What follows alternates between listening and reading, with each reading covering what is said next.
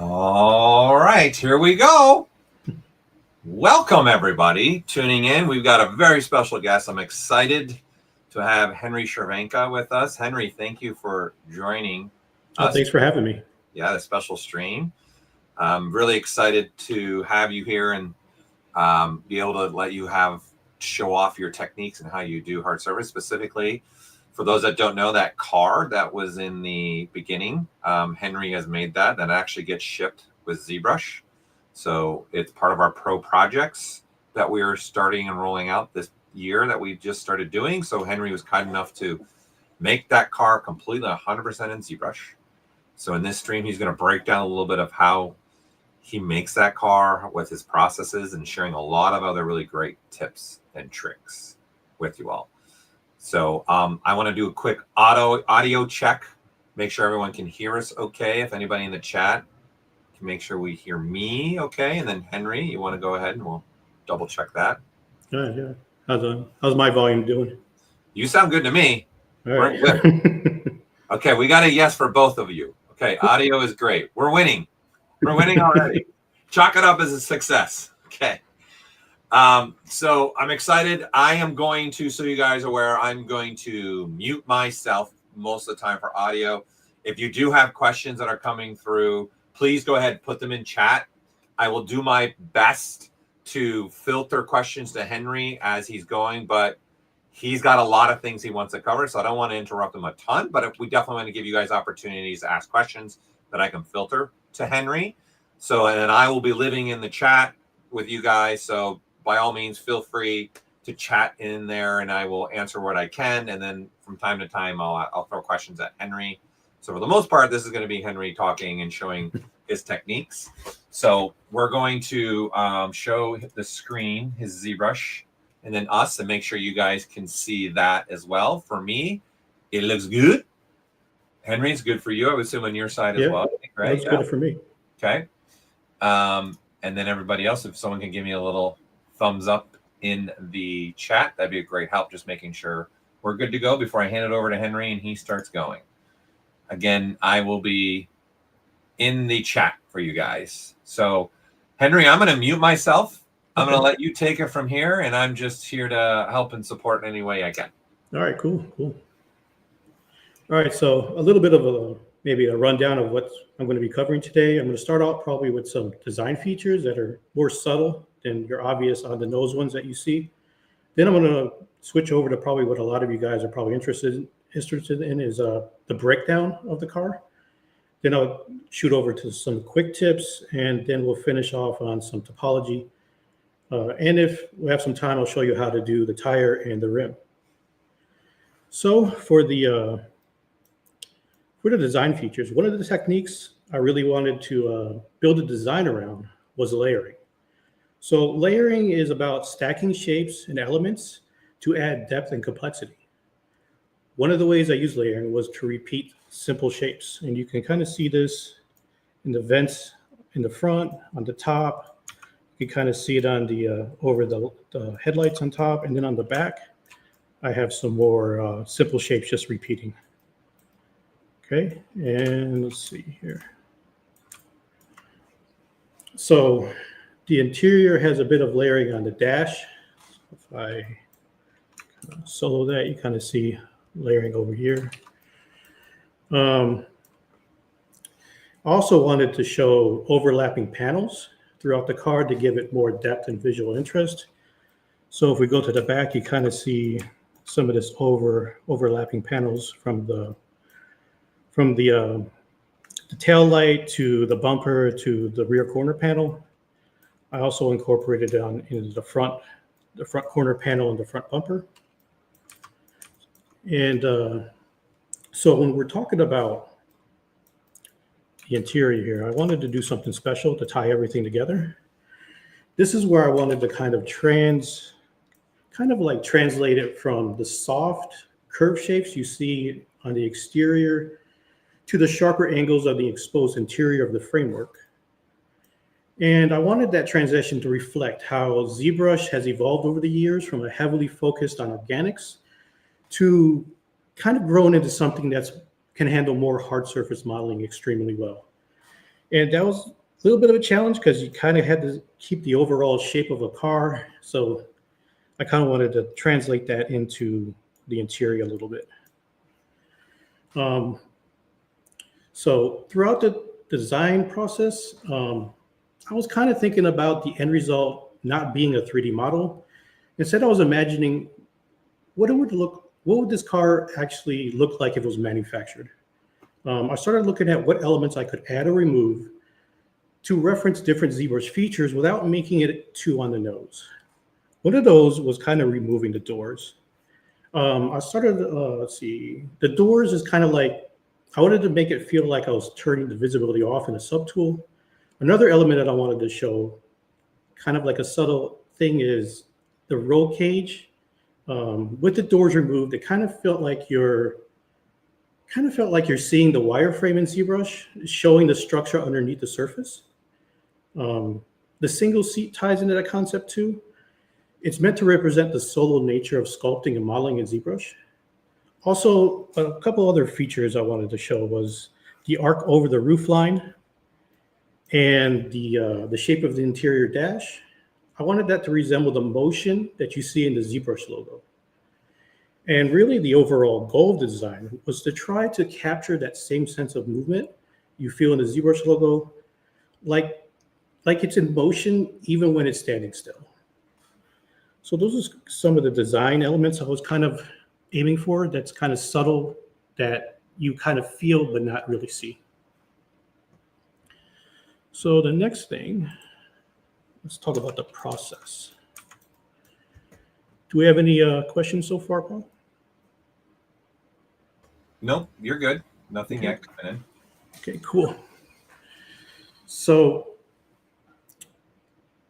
I started with the blockout, and kind of the role of a blockout is to establish the basic forms and proportions before diving into the structural definition and the details. I'm also keeping everything as low as possible. So you kind of see, I start with a cube, and I kind of move it out with the transpose and masking.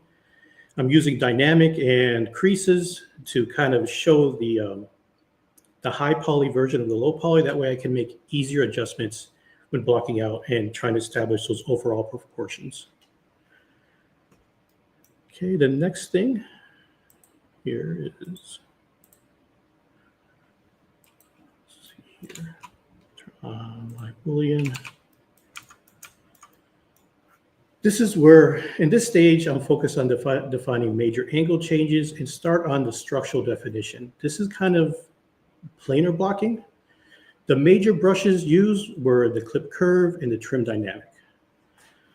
I also went from high to Dynamesh here. Turn off black blue and you can see the poly count really high. And when I was using Dynamesh and the clip curves, some of the things I was using with Dynamesh is you would use polish. So every time you run a Dynamesh, it would automatically polish the sharp angles. And if I needed a little bit more control, we go to geometry and clay polish. You can kind of set up your sharps and your softness and how many times to run it to kind of get a more smooth effect on some of the angle changes that aren't so sharp. Yeah, so two things before you move on, Henry. Okay. First question came through is, how long did the whole project, you say, took you doing the entire car, do you think? Oh, man. So usually I don't really keep track of that. I would guess maybe from start all the way to finish rendering, 40 hours, okay. 30, 40, something like that. Yeah. Okay. And then I wanted to touch base on what you just highlighted, the clay polish. Yeah. So if you want to show the Dynamesh so they can also have an interpretation and understanding that. So clay polish is being called by Dynamesh when you have polish turned on. So in the Dynamesh menu, if you want to show that one too, and then that way they can see that. It's right below the clay polish. Yeah. Okay. Yeah. So there's a polish button that he has on, as you guys can see. That's what he's referring to. So you guys have an understanding. Yeah. Right here. Yep. Okay. Cool. Thank you. All right, so after this stage, let's go back here. We have our secondary structural definition, right? So in this stage, I'm still working in Dynamesh. The basic structure is locked in, and I'm starting to refine individual areas. Even though the main mesh is still rough, this part of the process is all about nailing the design and finalizing the reads of the shapes. Then the next stage, let's go here, is this is our structural refinement. Now I'm in the structural refinement stage and I'm moving out of Dynamesh and into retopology. So this phase is about cleaning up the mesh, looking at major forms with better edge flow, and separating out parts of the car into different subtools. So the topology isn't final topology. This is just a very low poly blockout. So we can start adding in more details based on the topology flow. Then finally, after that, this is kind of where we were looking at before. This is where all the detail comes in, right? So after everything is cleaned up and the major forms are locked in, I will start moving into the detail stage. This is where all the finer elements come in. This includes things like fasteners, welds, extra modeling for the surface breaks, and adding extra needed detail. It's also the point where I bring in nanomesh and micropoly to add a complexity without overloading the poly count.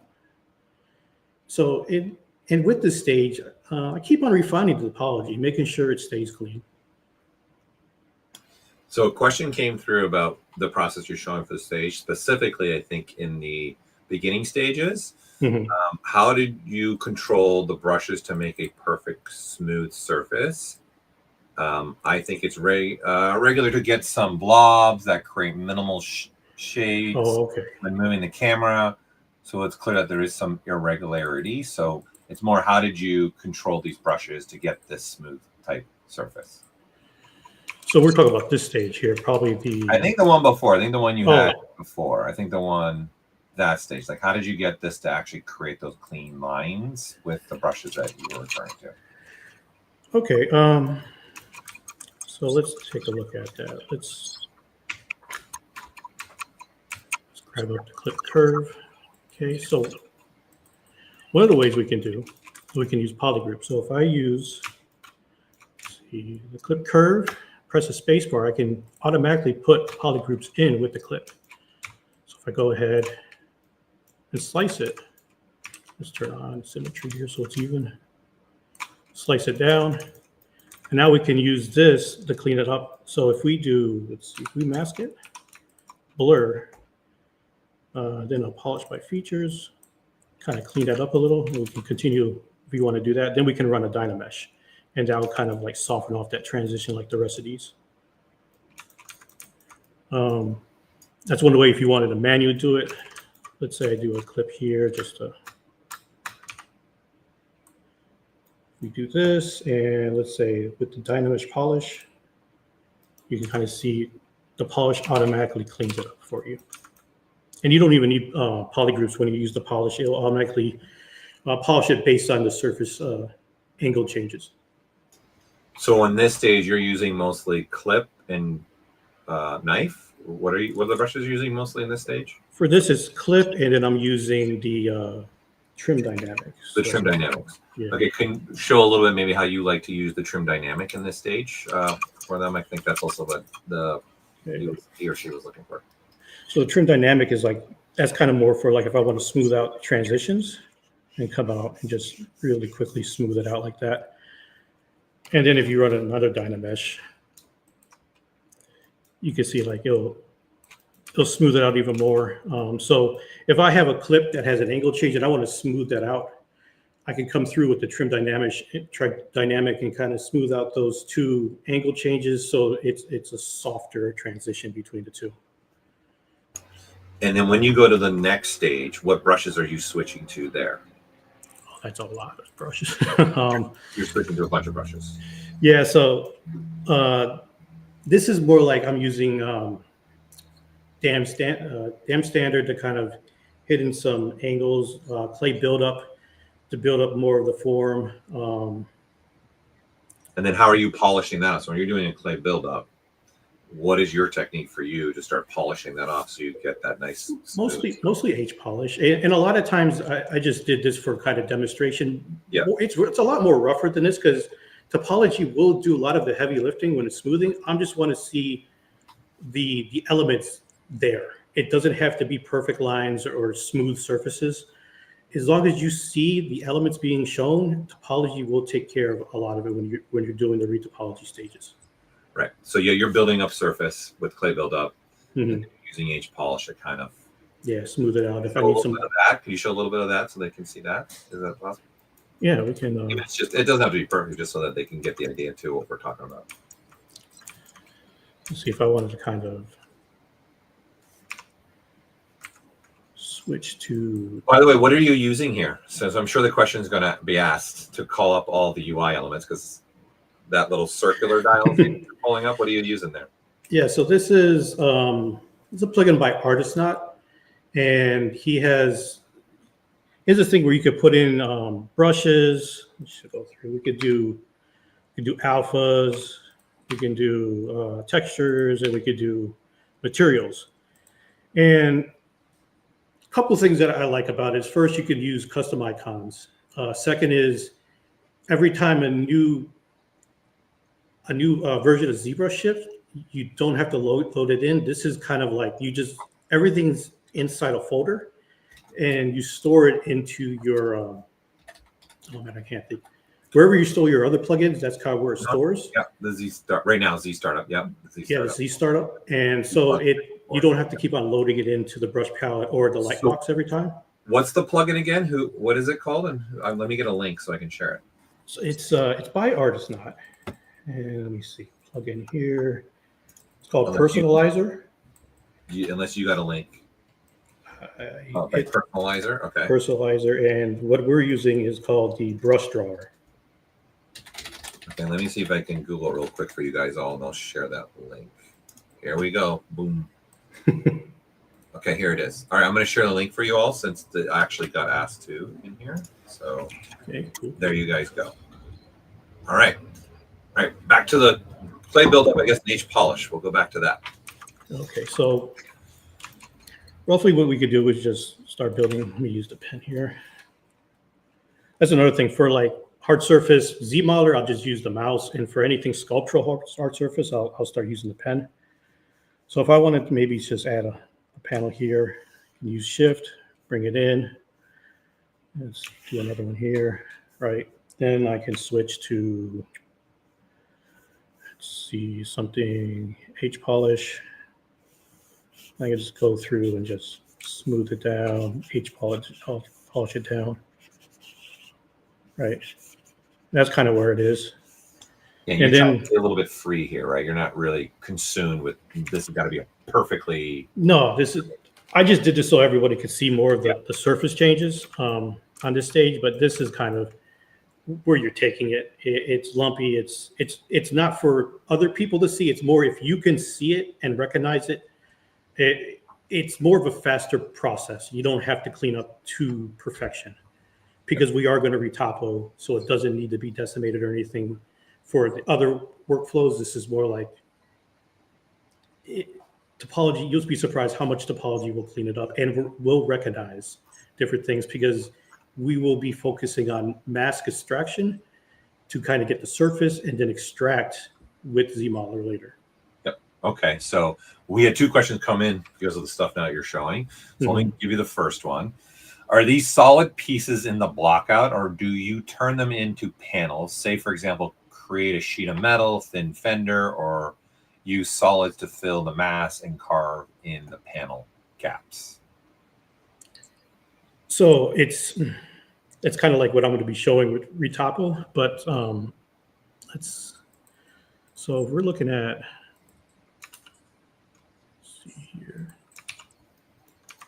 So with the high poly, this is just, it's all one block. It's one solid block. Those are all solid pieces of geometry. So like the car, with the wheels are each their own mesh. Yeah, and then the rest of the car is one solid block. Mesh, one block. Okay. Yeah, and then we're going to start masking and extracting, and we're going to get different elements. Oh, so you're doing a mask, and then you're extracting with extract, and then with extracting, and then we're going to do, and we're going to show different ways, but retopology, manual retopo, and a lot of different other ways that we can kind of build clean topology from those extract mask pieces.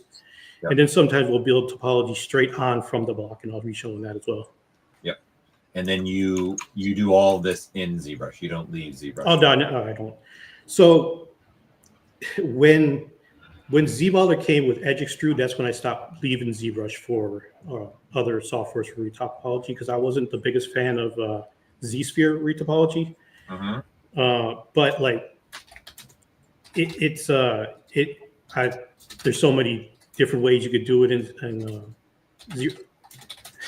there's so many different ways you could retopo in ZBrush now because of this, that it opens up a lot of doors.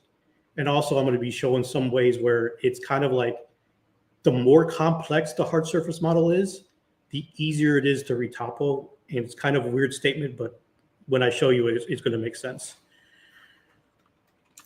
Okay. Yeah, we'll go through, because there's a question coming through about that, but I think you're going to answer it in the stream, what they're asking about topology, Z remeasure, and all that. Yeah, I'll let you go from there now. Thanks for taking the questions. Yeah, no problem. Okay, let me set up here. So let's see. So now we covered kind of like the basic process. Kind of want to bridge the gap between the organic sculpting and hard surface concepting. So the question is, does the workflow change when modeling, or let's see, hold on.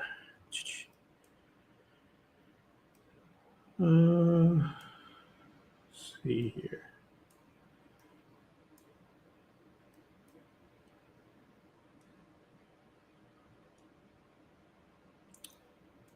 One second.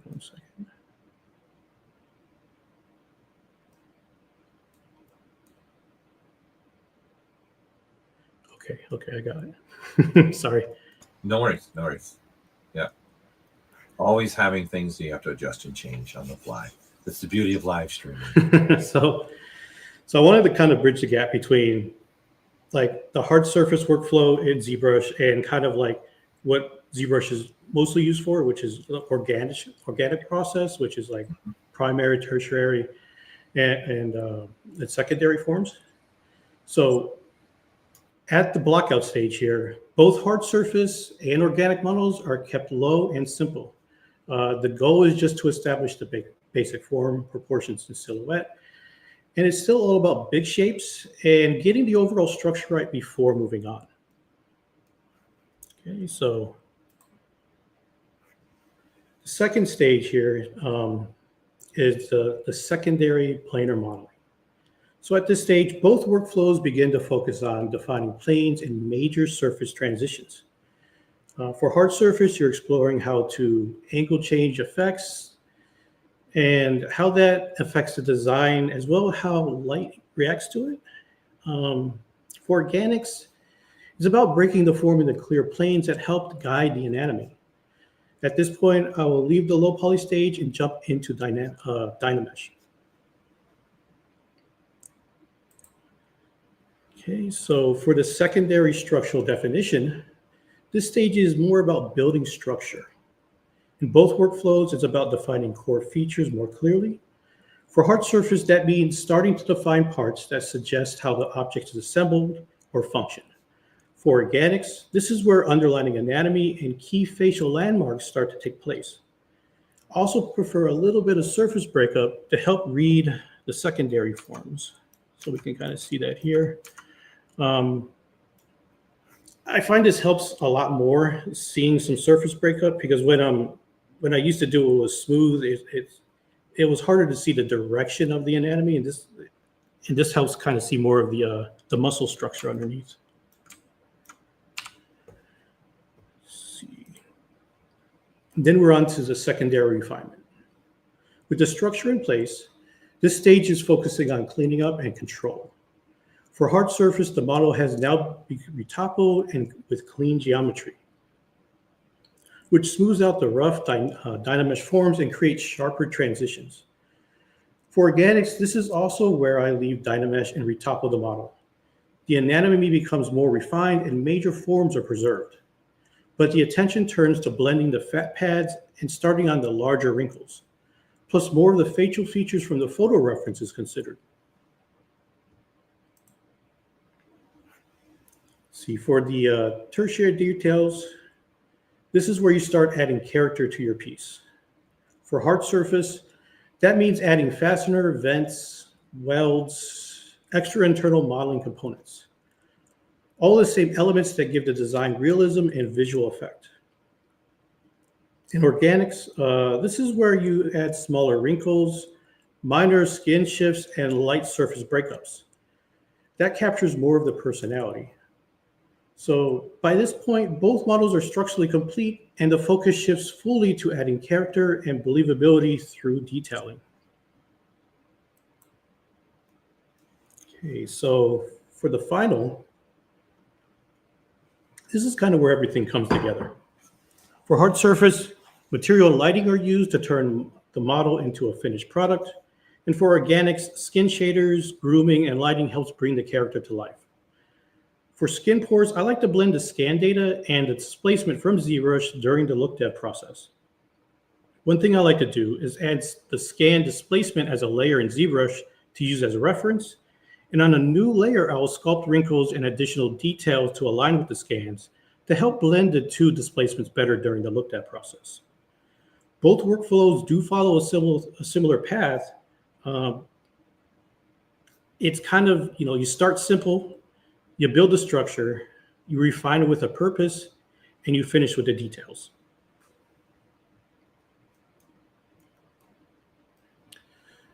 So one quick question that came up during showing this down. Do you find you spend less time on modeling in ZBrush than in a regular modeling package? I do, yeah. I know that's kind of like probably not the norm, but I've spent, let's say, I spent kind of 5 years in Maya before ZBrush came out in 4R7 with ZModeler. So I did build up a lot of like the core fundamentals. And there was a transition period where I was kind of learning, and also ZBrush was adding more features with every release, which kind of like bridged the gap even closer to what you would expect from a modeling package. So I think once 4R came out and it had the gizmo and some deformers, and then it had also a Boolean system with that, you kind of got a lot of what you needed to just fully do everything in ZBrush. And at this point, it's a lot faster for me to model, because I take a lot of the topology aspect out of it, where other programs are kind of restricted to the underlying topology. Whereas ZBrush, you can break out of that at any point, definitely when you're focused on proportions or the model gets complex, and you're not fighting the underlying topology anymore. You're just building the forms or proportions, and then at any point you can rebuild later, and you don't have to struggle with doing two things at once. I hope that makes sense. Yep. Thank you. Yeah. Yeah. So let's see. So we explored the workflows for both organics and hard surface concepting. But does the workflow change when modeling from a reference instead? So it kind of does a bit. When concepting, the focus is on exploring and designing. You're making creative decisions on the fly. When you're modeling from a reference, the process becomes more intentional. It's about accuracy, making proportions and form match what you're looking at. You still go through the same major changes.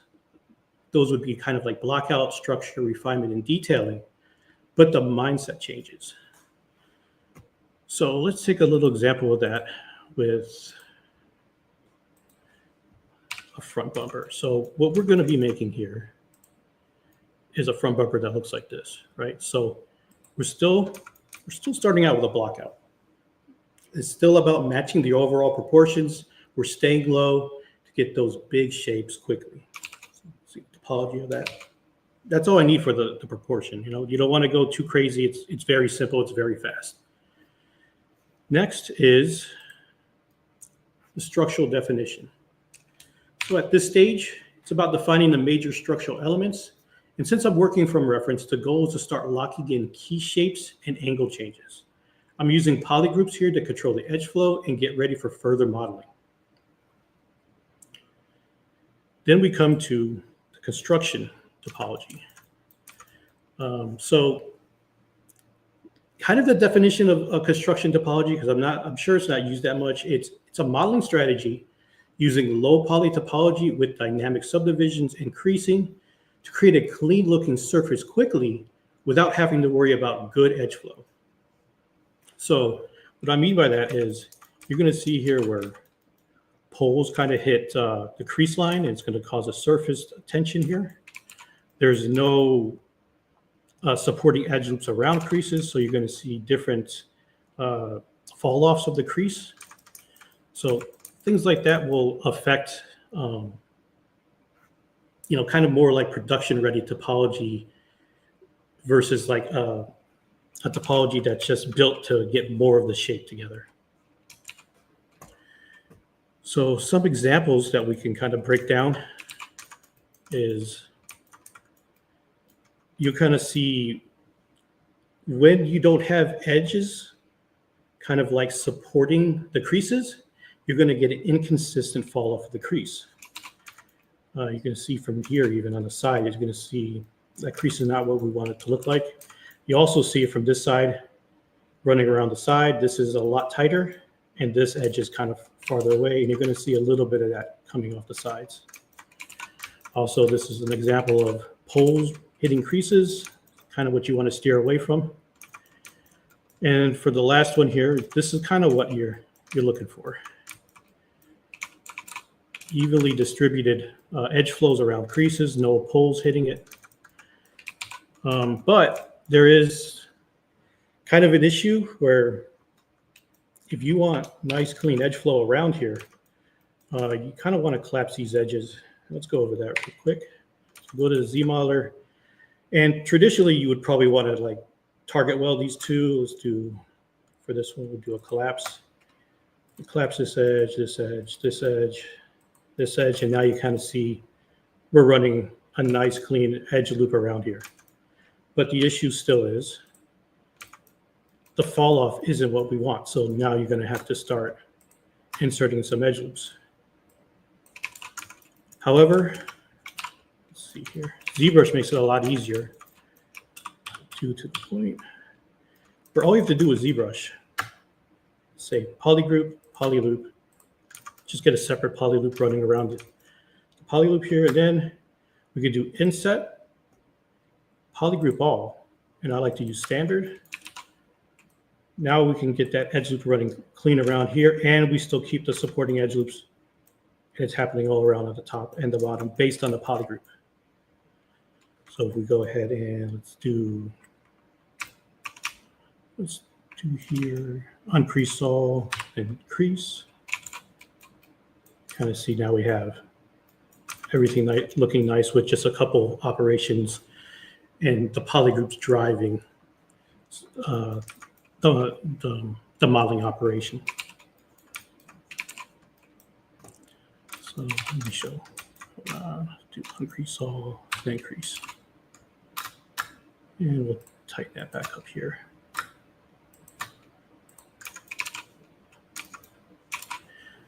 Okay, so next one here is secondary refinement. This is where I want to switch to Dynamesh to sculpt more of the surface changes. The base shape is already there, so now it's about refining the form, right? So it's one of the powerful things about ZBrush is you can, at any point, go high, go low, Z-remesh, do mid-poly, and it only takes a couple seconds to do that. And that's one thing that ZBrush has over other software is the poly count flexibility. And you can handle high levels of polygons, and the viewport runs smoothly. You can see an entire really complex model. And another benefit is you can see all the different angle changes and proportions without doing quick renders. because sometimes other viewports can't handle a large amount of objects, even in preview mode. So that's one of the benefits of ZBrush for hard surfaces. You can see all those changes happen in the viewport with no lag at all. And then finally, we have retopology. Since the proportions of form are already modeled, that's left. All we have to do left is retopo. And then the focus now becomes on clean, optimized edge flow. So you kind of see edges don't have any poles around it, supporting edge loops around all the creases. So we capture that form. So to sum it up, my workflow of concepting and modeling from reference are pretty similar, but the intent behind each stage is a little different. So when you're concepting, you're exploring. With reference, you're kind of more following. The tools are the same, but how you use them depends on whether you're creating something new or you're creating something real. So, okay. So when you go from, obviously this is your final, the one before this you had dynameshing. How do you create the topology? Could you show a little bit how you create the topology now? This dynamesh version to that final version? Yeah, I mean, we do have so many different techniques for topology that it will be covered. So one of the things is, we'll probably just recap is, I will use, let's see here. I'll use something like a flat IMM. This is symmetrical, let's see. I'll just drag it on, right? And I'll start placing different ones like this to speed up the process, right? And I'll separate that to a new subtool, add some edge loops that needed, project it down onto the surface, and then start with ZBrusher. I'll start connecting the dots. And that's one way. For something like this, I probably wouldn't use ZBrushLIVE because ZBrushLIVE you can, but if you want the most optimized for a lot of surface changes and a lot of different holes, there is different ways we can go about doing it manually that will speed up the process. Yeah, I mean, I'm going to show a lot of cases when we get to the topology stages that kind of work with better examples. Okay, great. Thank you. Yeah. So now I do want to clarify something, just so there's no confusion, because the concepting process I show is pretty different from your traditional 3D concepting workflow. For personal work, I do like to stay in the modeling mindset. That means I'm blending concepting techniques directly into my modeling process. I still care about exploring ideas and pushing forms, but I also am thinking ahead. I'm making sure the topology is clean and usable so I can take that into another software down the line. As where more traditional 3D concepting, it's more focused on speed and iteration.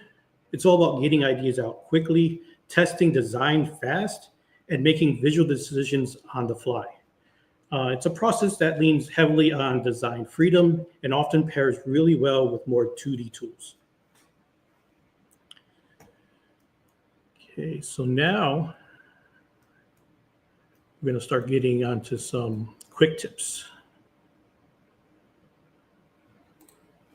Let's see here, quick tips. This one.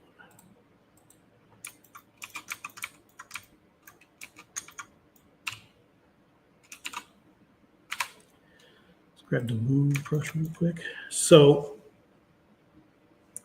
it's this part of the presentations. It's going to be a lot of helpful tips for geared toward hard surface, but it can also help for organics too. And it's a wide range of some are going to be kind of simple, and some are going to be more advanced. So it's a little bit for everybody.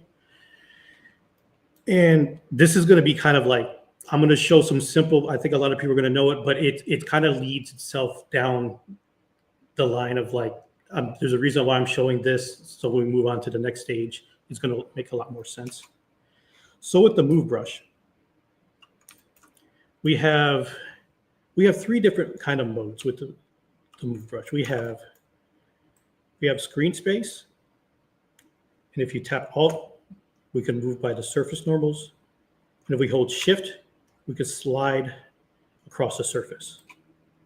Okay, that's the three different modes we have within the move brush. So screen space moving is great for kind of shaping forms quickly.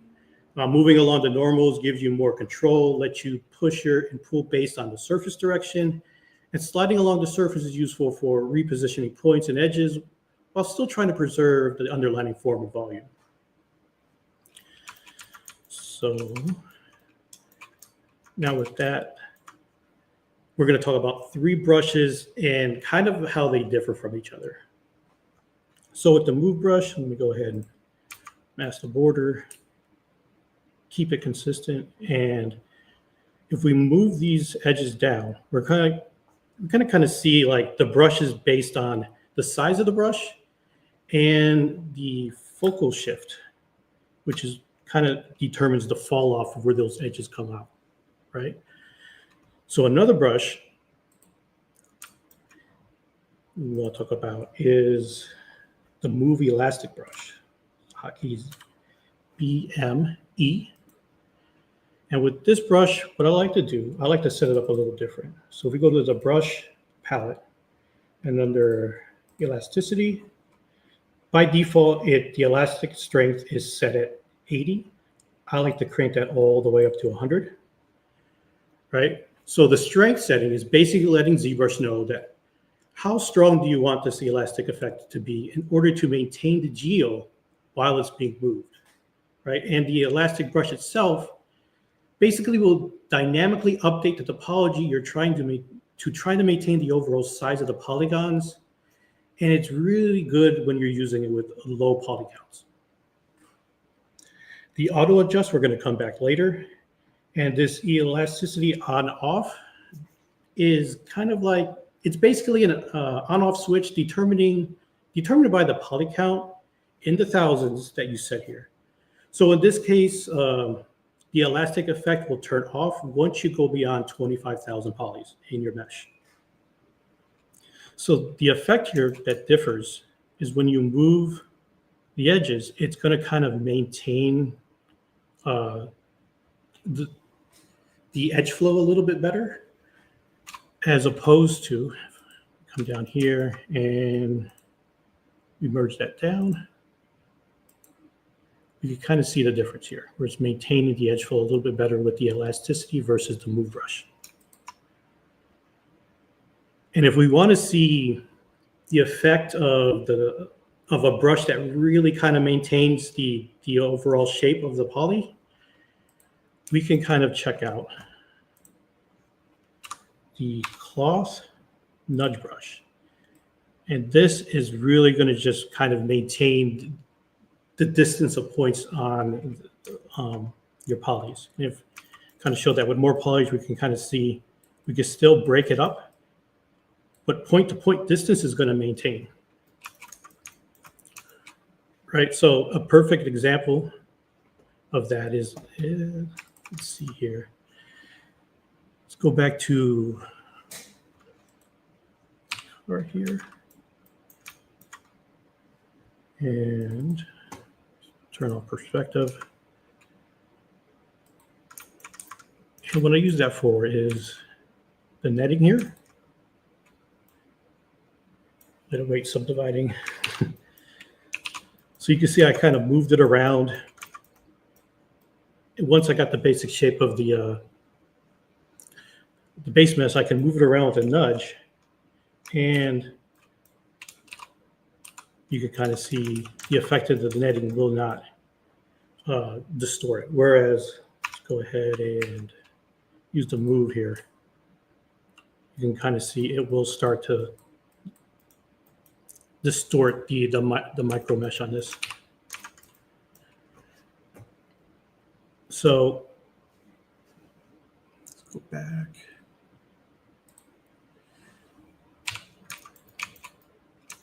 So there is a reason kind of like why I'm showing the different brushes, because it's cool to show the features of what they do, but I do kind of want to show examples of why these brushes are useful in different scenarios, right? So let's go to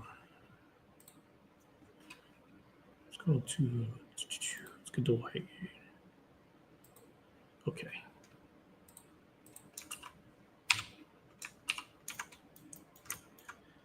So if we go back to the elastic brush, let's see here, elastic. The reason I use this is because if I want to kind of move a wire around, this is great for maintaining the overall volume of the mesh, and I can kind of move it around. Now, what I meant by the elastic auto adjust, when I move it and try to bring it back, you're going to try to see it's trying to maintain the volume, but we also kind of lose some of the volume when we move it back. So what I like to do is switch that all the way to 1 when I'm moving something like the wire. That way it's going to give me a really nice consistent volume change while I'm moving it, and there's not going to be that much distortion in the volume itself compared to other move brushes. But however, when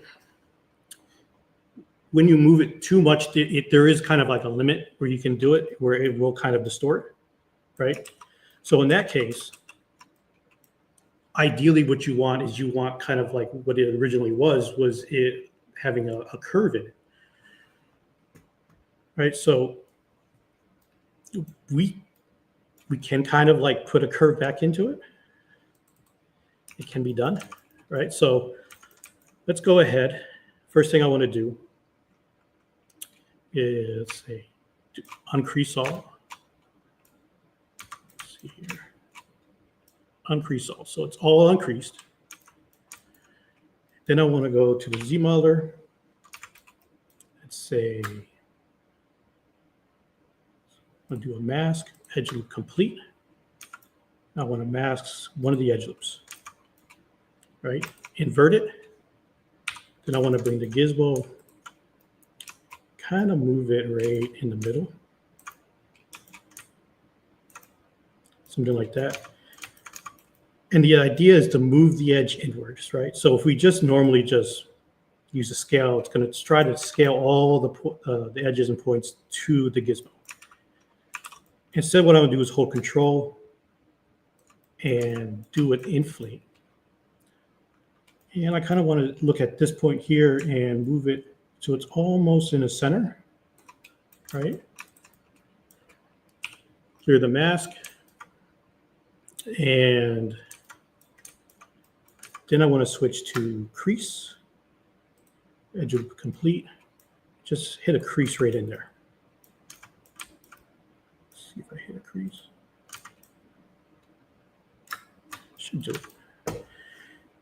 And then what we could do is we can go click on frame mesh, turn off border poly loops, and frame mesh is in the stroke palette and under curve function. And we can click frame mesh, and that'll give us a curve back in the middle. Another thing we want to do is make sure beforehand is we want to set the size of the brush to the size of the wire. Then we can bring up the curved toothbrush, click in the middle, and now we can use the curved toothbrush to kind of reposition. Let's go ahead, stroke. Let's see what we do. Modifiers. Let's see, curve. Okay, so bend start, bend end, lock start, locked end. And we can start manipulating this around and recontrolling it. We can also use different, we could do elastic we want or liquid to kind of move it out and keep these kind of where they were. If we move it out, we can hold shift to kind of smooth it back if we want. We can start moving this out further than we could with the elastic brush. And all you need to do when you're done is, let's say, just delete the mask points, because that was kind of like our reference point. Then we have the curve, we have the hose back, But the problem here is we're still getting that topology back from the curved tubes. So we can fix that easily. Just, let's see here. Go back to our select rec. And delete the ends. This will help ZRemesher. And let's see. We do have keep adaptive size at 25. Let me show you why. We run ZRemesher, right? And we go to 0. It's going to kind of break down kind of what till we hit probably like a 4 or something like this, which we don't want it that low. Adaptive size is going to kind of keep some of those polys while we're doing half. So it's not going to break down too far. Right? So we got a better clean topology here, but we're still, where are we at? 1,500 polys, which is way too high for a hose. So we could do is, let's say, we use delete loops to kind of remove some of them. Now we're down at 650. We want more, can increase that angle. And now we're at, let's see, 330. And it's still kind of keeping the shape. All right, so that's the first quick tip. Okay. Couple quick questions. Okay. Have you ever shared your UI at all anywhere for people to access it if they want to use it to learn from? Mm-hmm. The UI, I mean, my UI changes basically every time there's a new ZBrush update. But I mean, if you go to my YouTube, in any description, I have a link there that you can kind of follow for one of my UIs that I kind of adapted for that specific course that I showcase.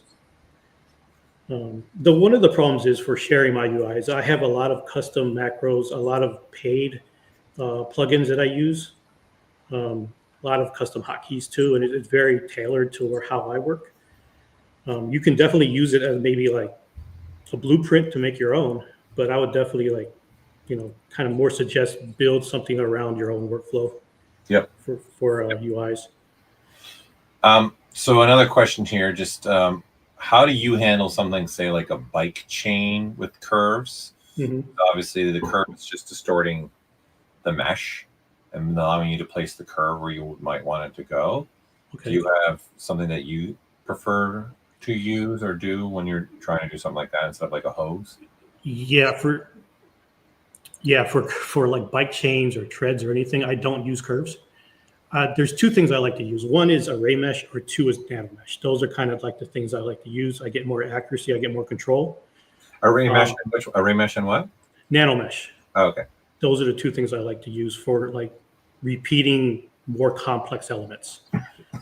Sure. Okay.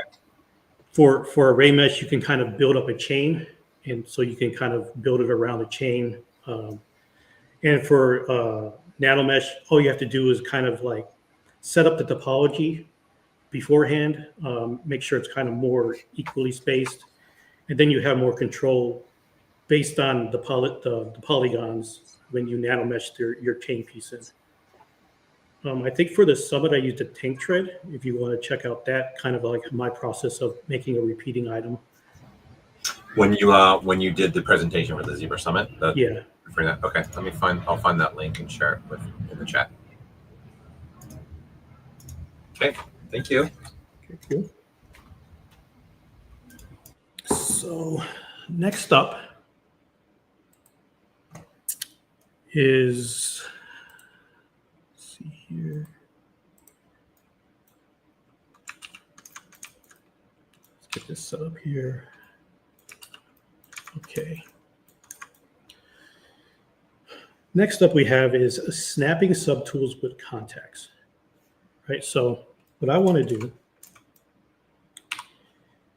is I want to put this point here, right?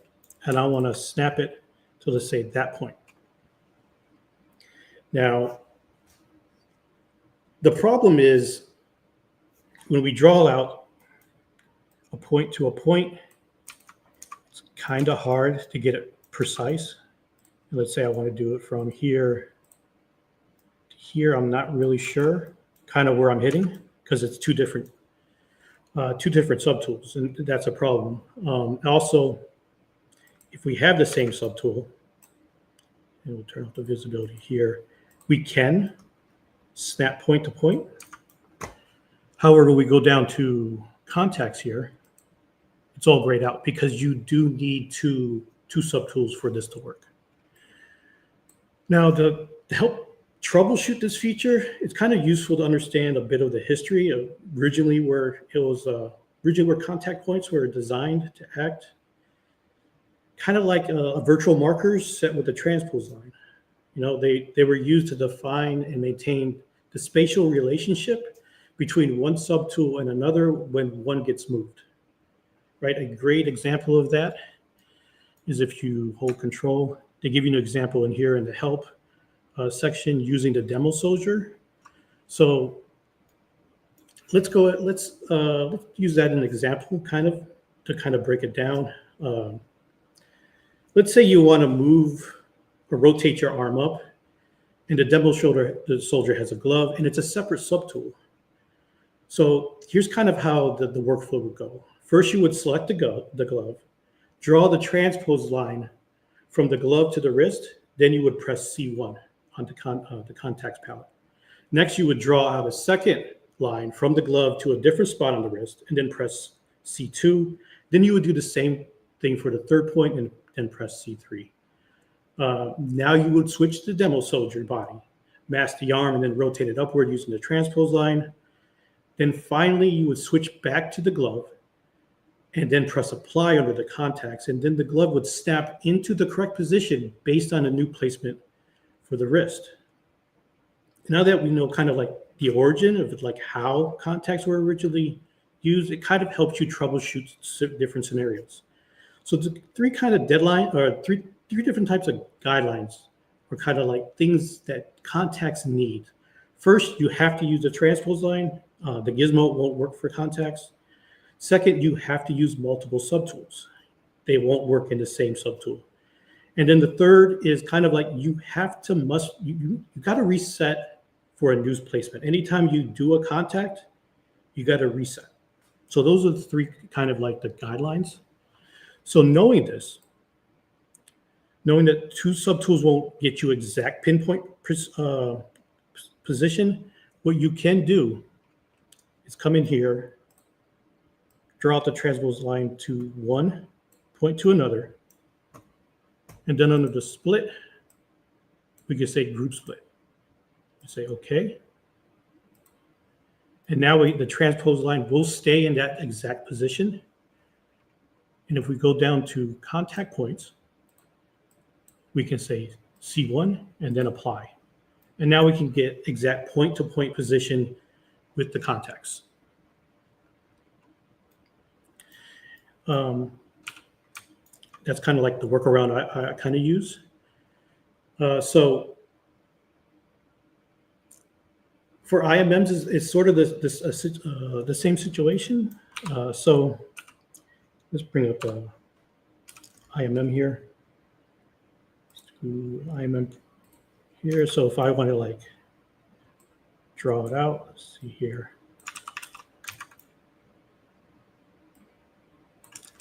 It's kind of hard if you don't want to, kind of hard to snap it out.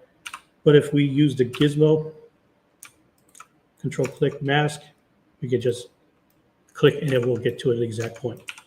So that's two different types of way where we can snap one mesh to another mesh using point-to-point precision.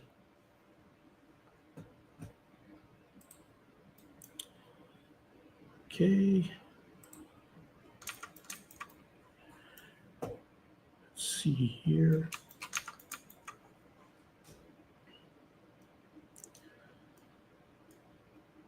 So let's talk about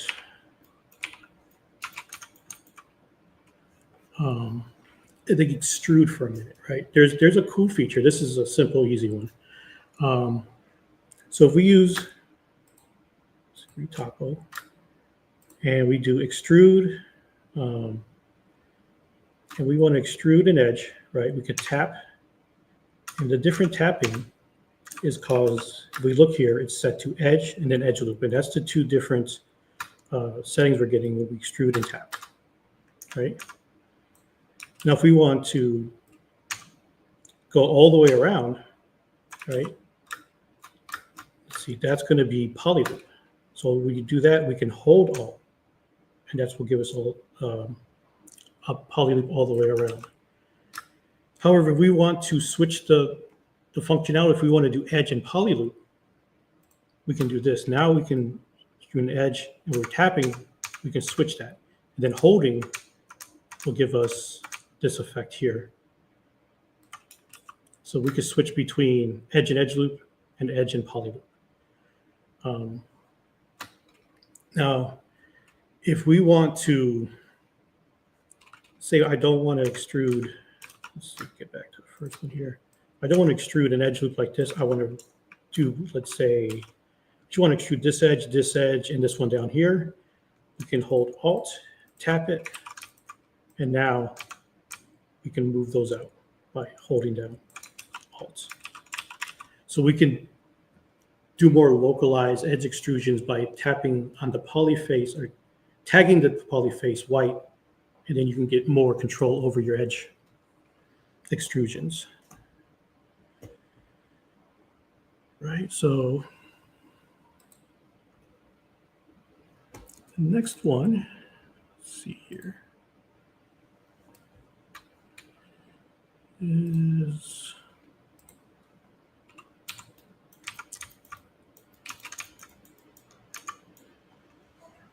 next one is kind of using polygroup flat island, but we're kind of using a hidden feature in it that's pretty useful. So if we go ahead and we hover over, say we want polygroup and flat island, and let's say I want to polygroup this, and we kind of continue to click to get it. Instead, what you can do, you can click and hold, and it's going to continue to find the polygroup until a sharp edge happens, right? So clicking will get you a couple missing, click and hold, it'll get you everything to a sharp transition. Kind of the same thing here, click and hold. And we can quickly go and get polygroups based on the surface change. Let's see, now, a couple of other hidden features. So if we look at this, solo this, and we have edge. We have edge loop here, and we know that edge loop, if you hold Alt, will also delete an edge loop. And if we showcase this, see, edge loop partial, we'll do this. And if we do edge loop complete, it's going to not collapse this, but run it all the way through. So those are the two different functionalities between edge loop partial and edge loop complete. Now, insert has the same built-in algorithm based on whether you choose single edge loop or multiple edge loops. So single edge loop, if you hold Alt, acts like delete edge loop partial.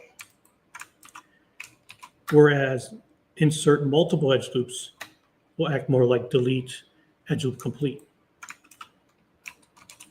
Now, another cool thing is, let's say I want to delete, say, edge loop partial or edge loop complete. And zoom in so you can kind of see here, depending on which side of the edge I click on, depends on which side the edge will collapse. So you can kind of control which side you want it to collapse to. So if I make sure the cursor is past the edge on this side and I click, it's going to collapse this way. If I hover over and make sure it's on the other side, it's going to collapse on the other side. So you can kind of control edge flow when you're deleting or collapsing based on which side of the edge you're hovering over. Could you repeat the, someone's asked if you could repeat the polygroup flat island one again so they can catch that? Okay. So undo here. So if we're looking for, we select polygroup flat island, right? Regularly, we want to, for click, it's just going to select the flat island based on the surface changes, right? Then we would have to go click again, and continue to click till we want all the surfaces to kind of be the same polygroup.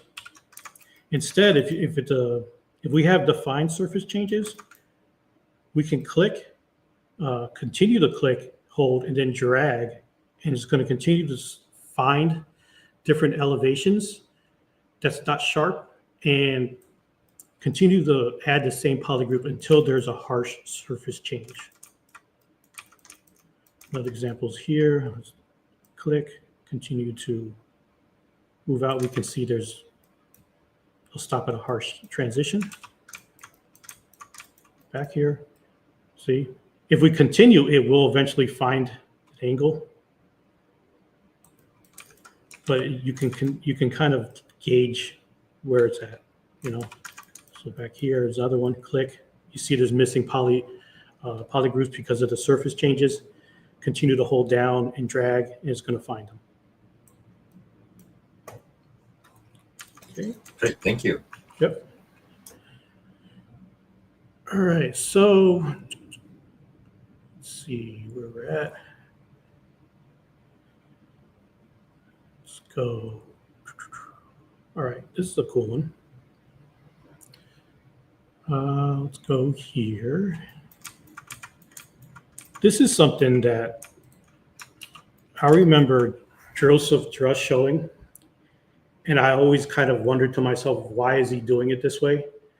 And it took me a while to figure out why he does it this way, because there is more steps to do this type of bevel than another bevel. So let's use an example of like what I mean by. So if we go here, right, let's say I want to do inset, polygroup all, standard, right? And you kind of like, oh, I want to do QMesh, and we'll do polygroup island for this, right? If you hold shift, you get a bevel, right? It's quick. And if you're doing a lot of different things, it's super fast to do. But here's the issue. Let's do polygroup all, hold shift, right? Bring it out. We're going to try to get, with sharp angles and corners, we're going to get inflation. And this is what kind of like Drush was showing. He didn't show it with this, but it was like, this is why it kind of makes sense for me, is where you extrude out without holding shift for the move operation. And now if we hold insert and delete those edges, we're going to get a nice even spacing between that bevel. And that's kind of like the differences of like when you should use shift and move to move into a bevel versus like collapsing or deleting an edge to get a cleaner bevel along surface angle changes. Let's see, next we have, use it on this piece. Next, I'm going to kind of show, and I know we all know right-click navigation, but there's a reason why I want to showcase this, and it kind of ties into the next thing I'm going to be showcasing, which is one of the things is not only can you right-click over the model, right? You can also set your pivot point based on where you click on the model. That's an important thing that right-click navigation has. And kind of what the right click is like if you hold Alt and right click, you can, or you hold right click, you can rotate around. Right click and hold Alt, you can pan, and if you let go of Alt, you can zoom. Another way you can do it, because there's different ways you can do right click navigation, is regular right click, rotate, hold Control, and you can zoom. And then if you hold control, right click, control, zoom, and you let go of control, and you can pan it. So it's like the opposite of alt. So if you don't like that zooming in with alt and letting go, you can right click with control and then right click with alt. So there's 3 different type of ways you could do right click. Now with right click, what I want to show is if we want to set the pivot here, this is important because this ties over to screen space rotation, which all I'm doing for screen space rotation is I hold down shift, right click, and then release shift. So that's kind of the order of operation you have to do it in. And if I want to like rotate from here, let's see here, you can set the pivot there. So you're not rotating the model, what you're doing is rotating the canvas. And this is useful, let's say if I want to maybe like select something that's kind of like not really in the right angle, I can quickly come here, move it over, and kind of get that. Another way you could do screen space rotation is with the transpose line. So if we drag out, if you hold control in the white, let's see here, drag out here, right? So I've got to hold control first. And then you can do screen space rotation. And the difference between this and holding shift is this one allows you to snap to different angles by holding the shift key.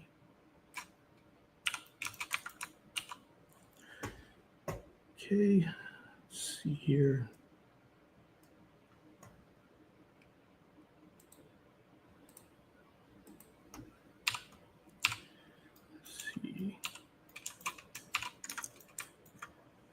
Let's see. This tip's pretty cool.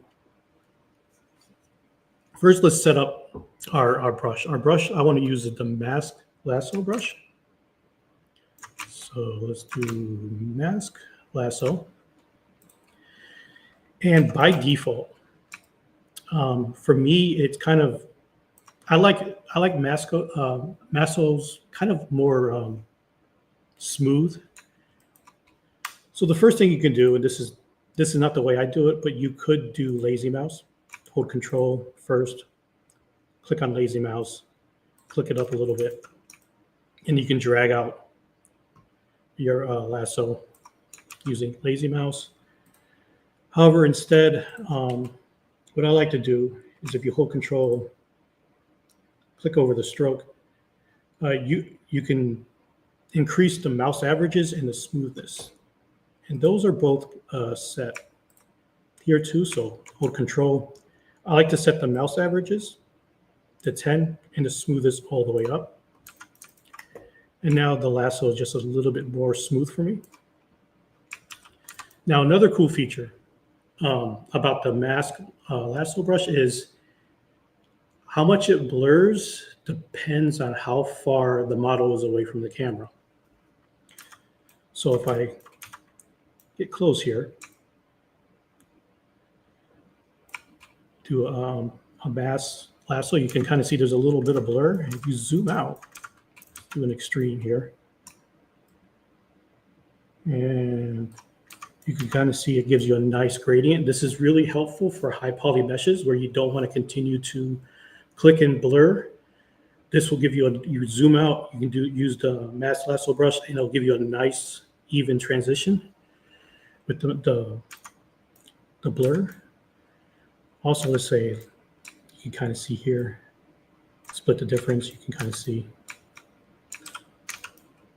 So you can use that kind of to your advantage.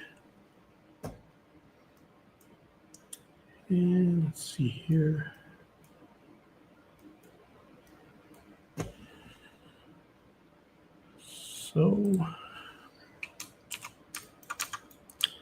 So with the Z model brush,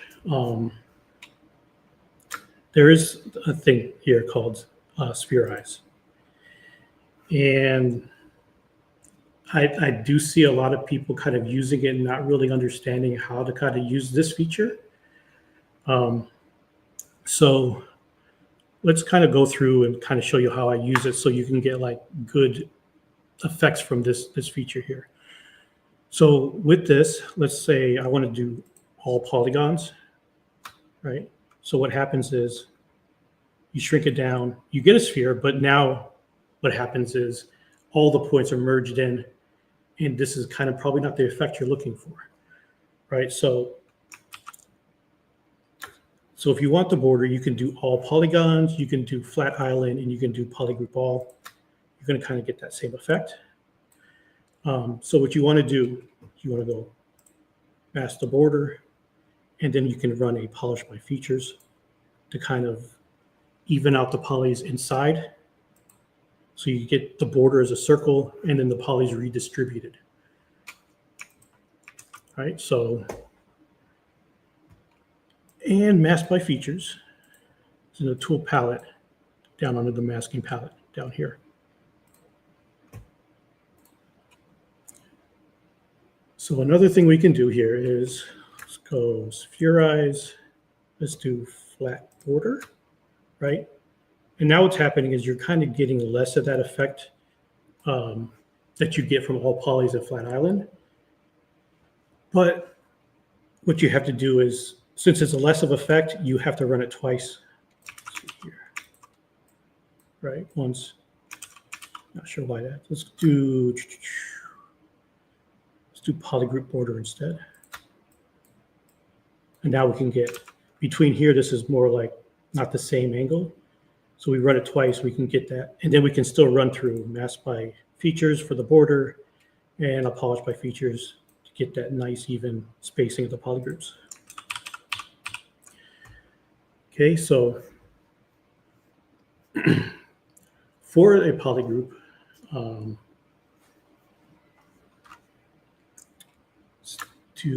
let's say we want to do the interior of this. Let's do polygroup. How do I want to do this?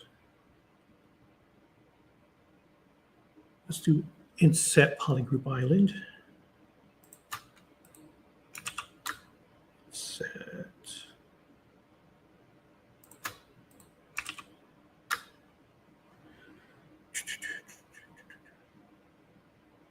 Okay. Spherize polygroup border. Let's use it as this example. So let's do this. Run a polish to get this back. Let's see. Then we can do inset. Let's see. Polygroup island. Just to get an inset here. Then we could do polygroup. Do poly flat inner.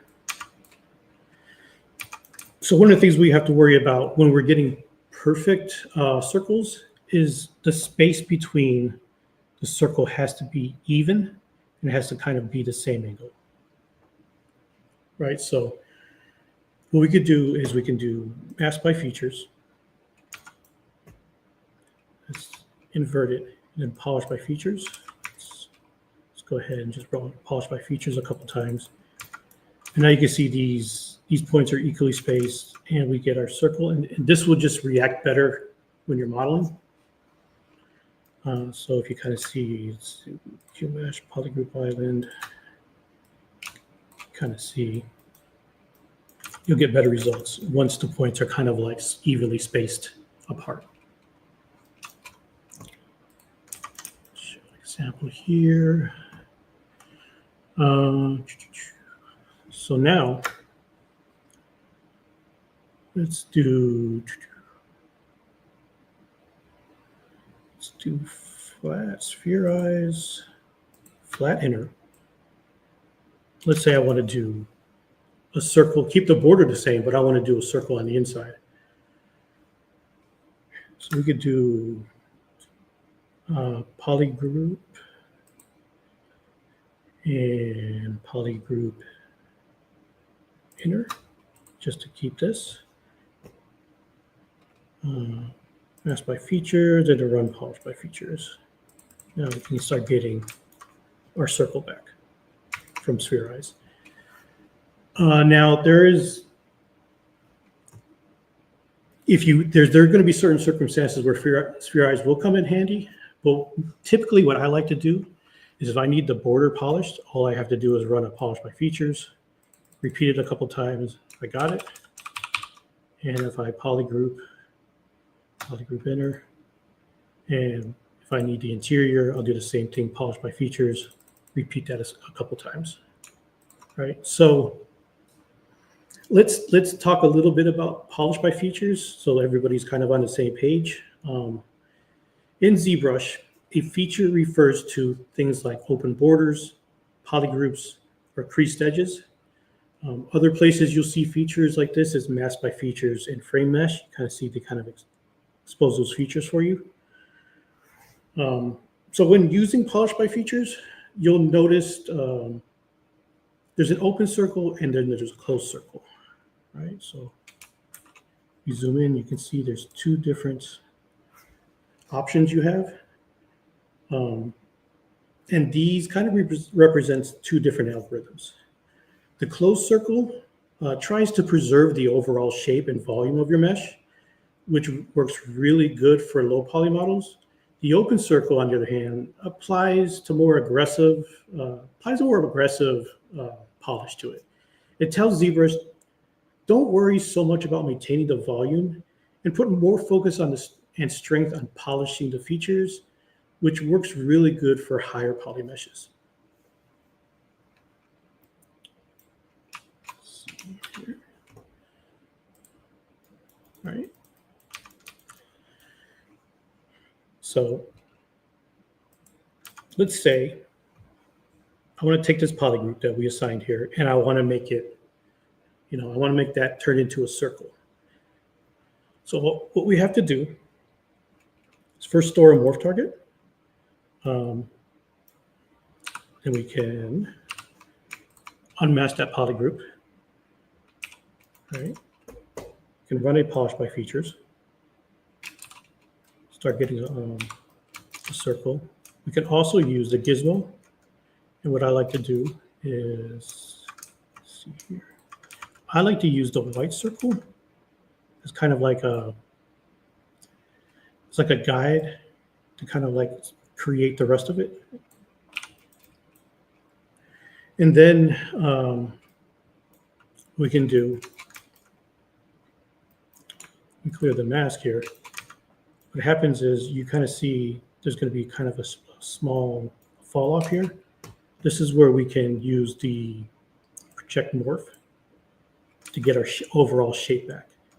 And you'll see that a lot of times where you're creating circles on curved edges, when you polish it, it's going to create a flatter surface. You store a morph target will kind of, when you use project morph, will project what you changed back into the volume of the mesh. And the difference between a morph and a morph target, if I undo, is if I morph it back, it's remembering the location of the point and restoring the point location. Whereas project morph is projecting not the vertexes back to the volume of the mesh. Okay, so let's say we have more of an extreme example of this. So we'll go ahead, select these two, unmask it, run a polish by features. All right, we got our circles. Let's see here, bring up the gizmo, Control click, reshape it. Right now, and of course we can go ahead and project morph, but there's going to be cases where there is a limit to project morph. Once you start altering the topology, that's when project morph breaks down, and we're going to show kind of a workflow around that. So before we did our project morph, let's go ahead And I want to, I want to retopple this with better topology before I morph it down, right? So we can do the top. Let's fix this real quick.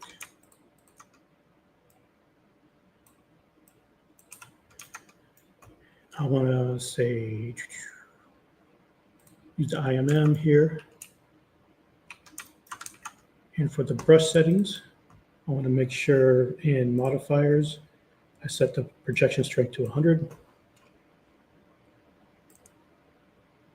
Moved out, control drag, redoes the topology for me. For the back, I want to do 32.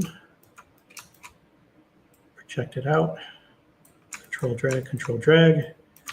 Now I have retoppled those polygroups to have better topology.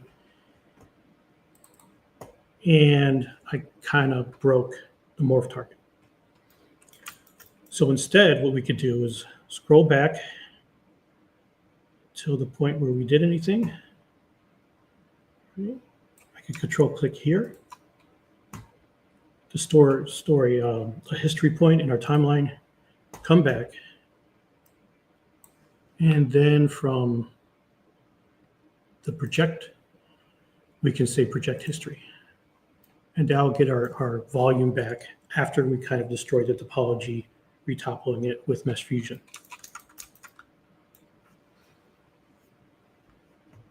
So that's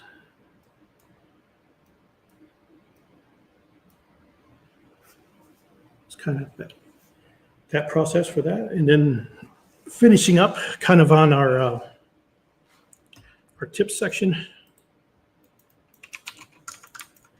Let's go to our gizmo here. So with the gizmo, the cool thing about the gizmo is when you control click, it unmasks a polygroup and then masks everything else. So that's one of the features of like gizmos. You can unmask a certain polygroup just by control clicking it, and it'll mask everything else, right? So we kind of have to take that same logic as when we're doing a deformer, right? Any type like these deformers, you could kind of do the same thing because we're built into the gizmo. So what you could do is you can say, let's say I want to use, say scale. Say I want to scale. And since we're in Gizmo, all you have to do is control click and it'll unmask that polygroup, right? So now we can kind of scale in based on the polygroup here, right? Go ahead up to the gear, press accept. And we could say, I also want to do, say, a twist, right? Control click on the outer part, polygroup you want to twist it at. And we can do, say we want to twist it here, something like, say, 25 here, 25 here. Now we can start getting interesting shape just based on masking of different polygroups, right? Now there is a couple that won't work with masking, and one of them is deformers. That's because you're using masking with it. But the trick about that is, let's say I want to still use masking. You can control click before you go into the deformers, and then say, let's say deformer soft. And now what you could do is we could still use masking. Just we have to use it before we go into the deformers, right? So something like that. Then press accept. Now there is some that won't work either way, and the deformers that kind of won't work is the ones that kind of change the topology. So masking won't work with decrease, extender, multi-slice, project primitive, and any of kind of the remesh options. But all the others will work with masking. And that's one of the like cool features you can do with the deformers is mask, and then you can manipulate based on the polygroups. Also, another cool thing is if you mask out different models within the same subtool, you can deposit the masking will still work. So if we use bend curve, it's just going to know that we want this one, and we can still go in, control click, and kind of do what we need to do. So that's one of the cool features too. You can mask, and then when you're inside the modifiers, you can continue to mask the polygroups inside that.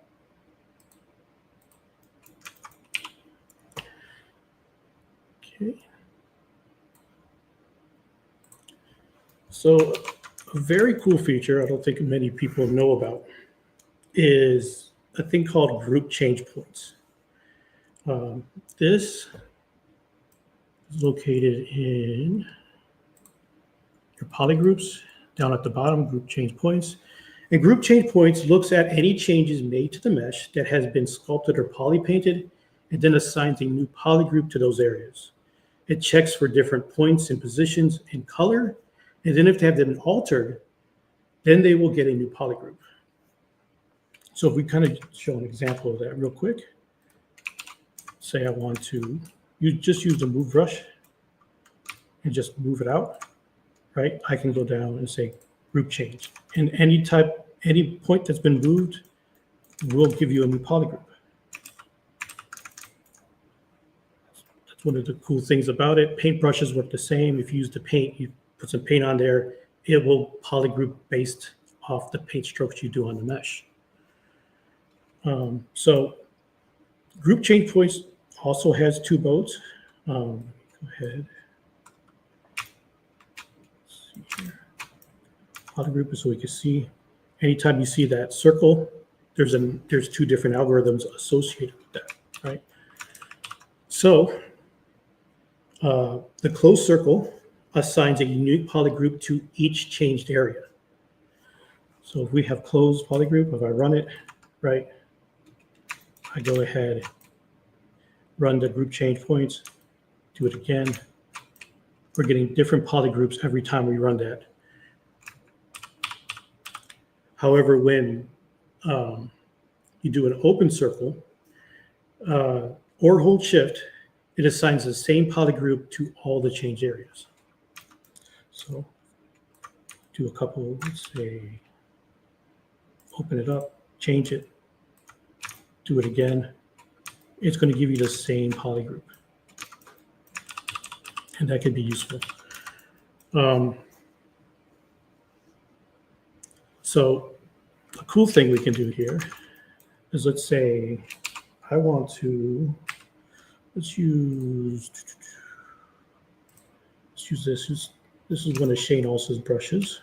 If we come through here, let's say we do a mark like that. You can say group change points. And we'll do another one. Right, group change points, same polygroup. Now we could do select them,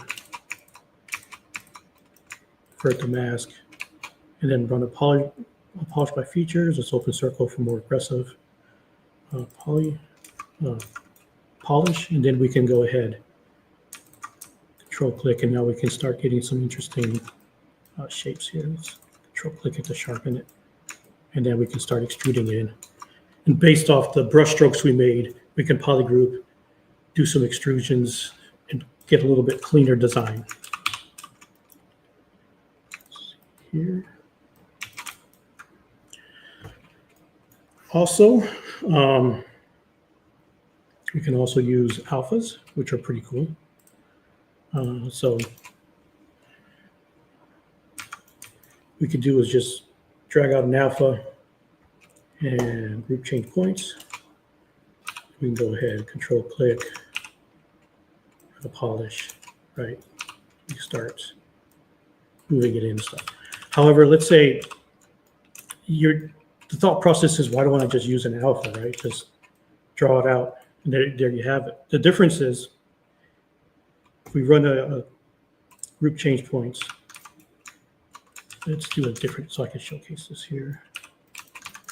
Let's do something interesting like this. Drag it out, group change points, polish my features, right? Now, the difference is we can move it in. We can also like rotate it out if we want, kind of give more depth, scale it. We can do a lot after the fact. And that, you know, a little bit more control when you assign polygroups to something than just dragging out an alpha. So we can also do that as we're clipping, right? So let's do clip curve, and you can turn off polygroup. So as we're clipping, you can always go ahead, polish the clip afterwards. And let me first go ahead and turn off the line for this so we can see this better. Clip. Right, so with the clip, by default, what's happening is if we just do a normal clip with polygroups, let's see here, polygroups on, you get your polygroup here, you get a polygroup there, and you get a polygroup here. Now, by default, you can't change. I don't think you can change every time you clip. You can get the same polygroup, and that's where group by change points is good, is where you can do a clip, assign it to the same polygroup. So as you're clipping, if you want to kind of like blend these together with a polish, you can kind of do that through like selecting all the polygroups and running a polish to isolate this by itself. You could use your undo history as well. To do. So if you store an undo history point now at the top, like Okay. right now at this point, do at the very top, hold control and click on, no, before you do Oh, that. before. Okay. Before you do that. Okay. And then now do your three clips.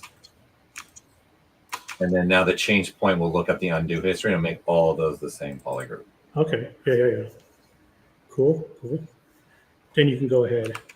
Yeah, and then do your polish that you want to do. Yeah. Yeah. Control blur.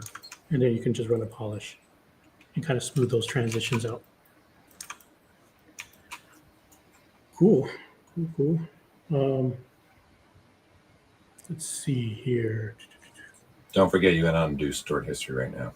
So you might want to clear it. Let's see. So since we're on clip brushes, let's show some cool stuff we can do with clip brushes. Let's see here. So let's go back. We could do a clip curve. Take this out.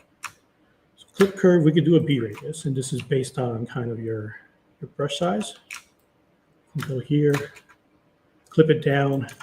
We can also kind of combo that with just last. We can kind of push it out, give it a bevel if you want. Another cool thing is, let's go ahead, we'll do B radius with polygrouping. And let's say we do clip curve here. Let's do smaller brush size. Do clip curve, right? And I want to do clip curve here. I'll give you another clip curve on top of the clip curve, but let's say let's say I want to, let's turn off symmetry. Let's say I do want to like put an alpha here, right? You're going to see that because of the curve, it's not really forming to, it's just going to reach a plane and just kill it, right? So what you could do is with clip curve, clip it down. Let's increase the brush size here.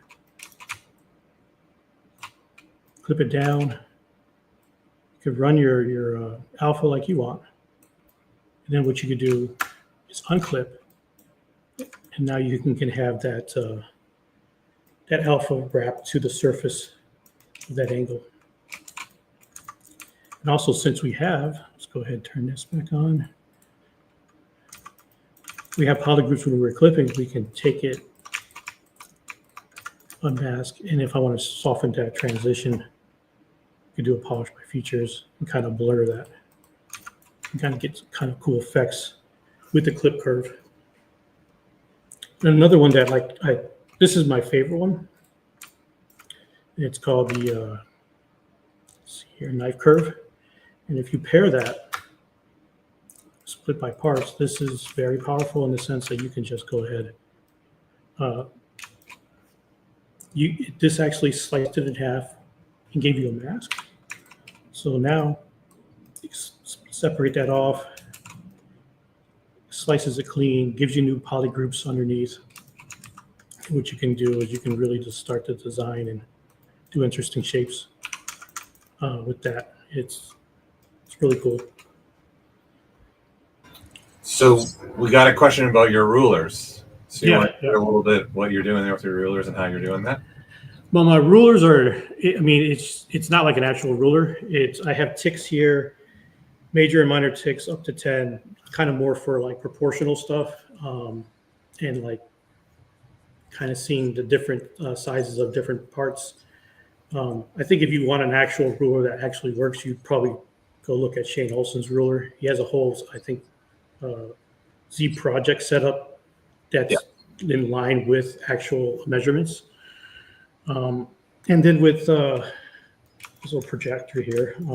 Yeah, but how are you? They want to know how you're doing that. I mean, it's just eyeballing. Like if I have a part here that's like maybe. They're asking, how did you get the ruler? Oh, how did I get it? So I just had a plane.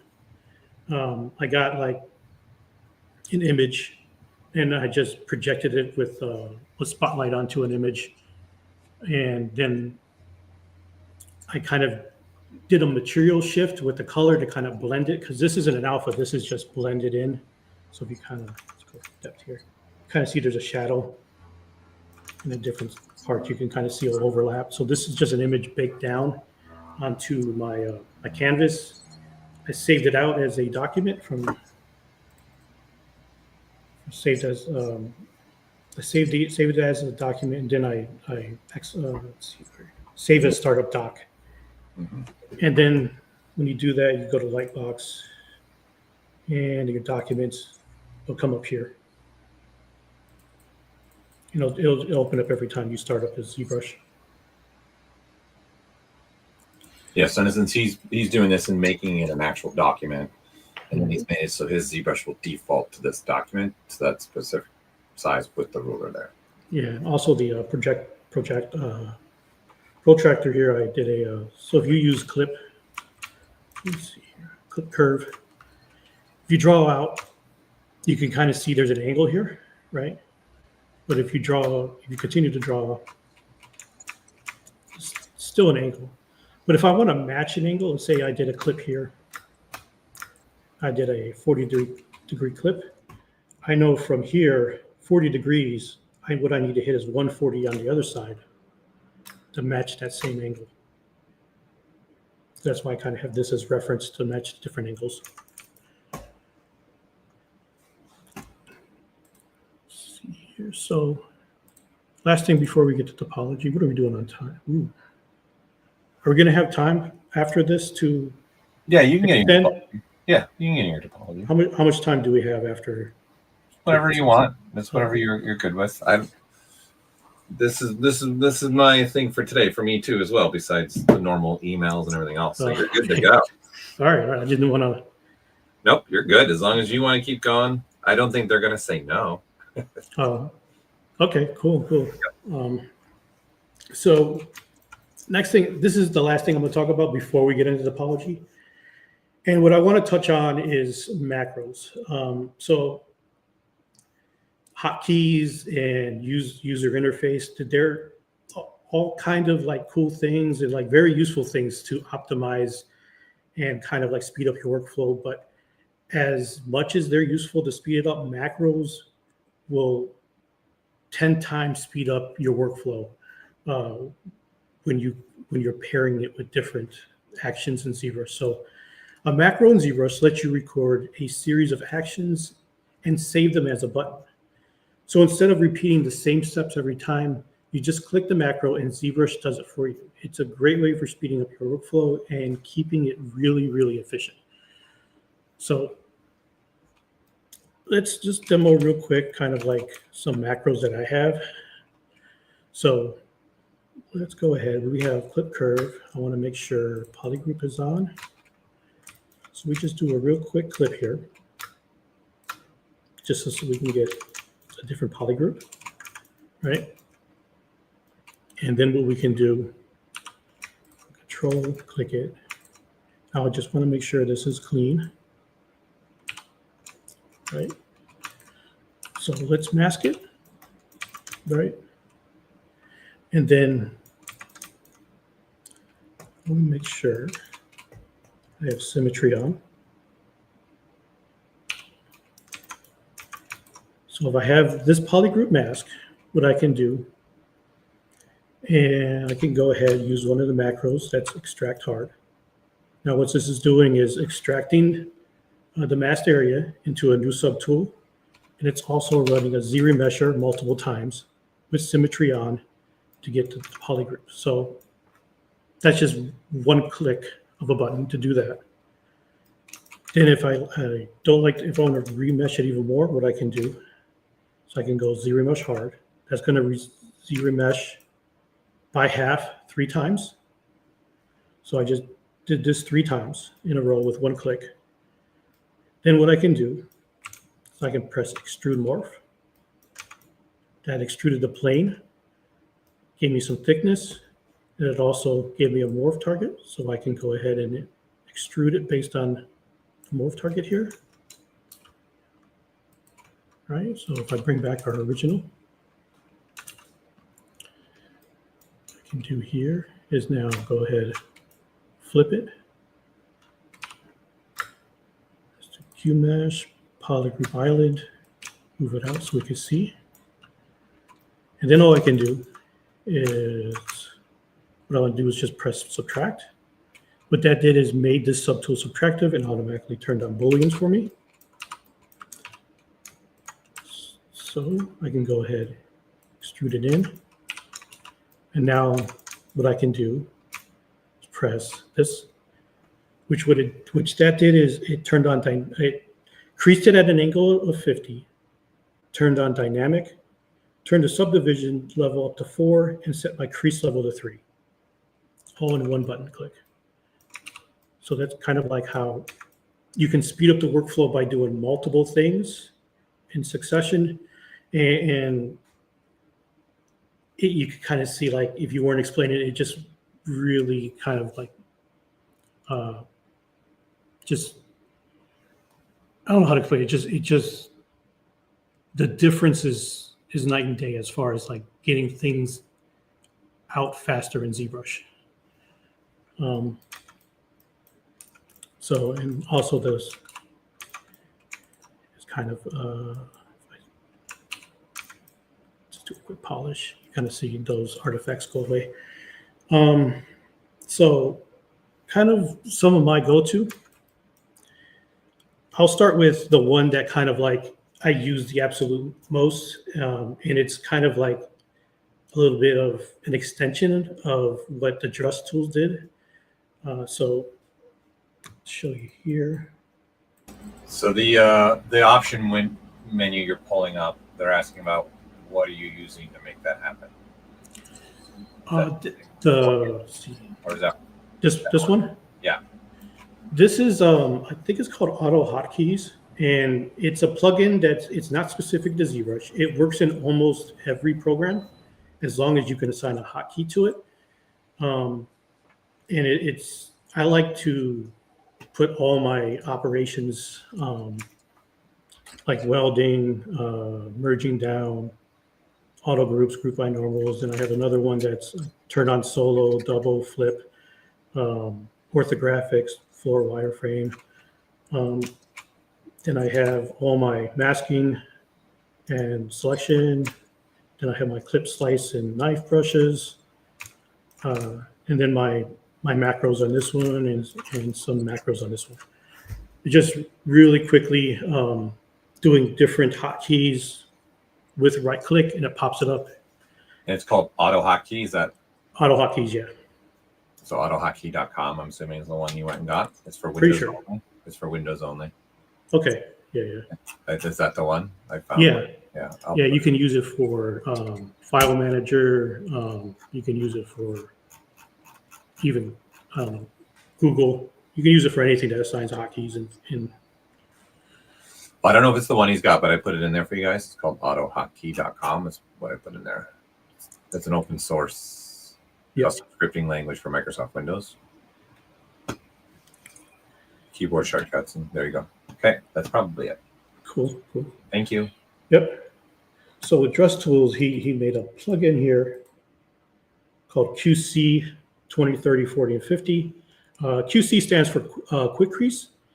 And what he did is when you go to geometry, you went ahead, you could set the crease tolerance, and you press crease, first thing he did.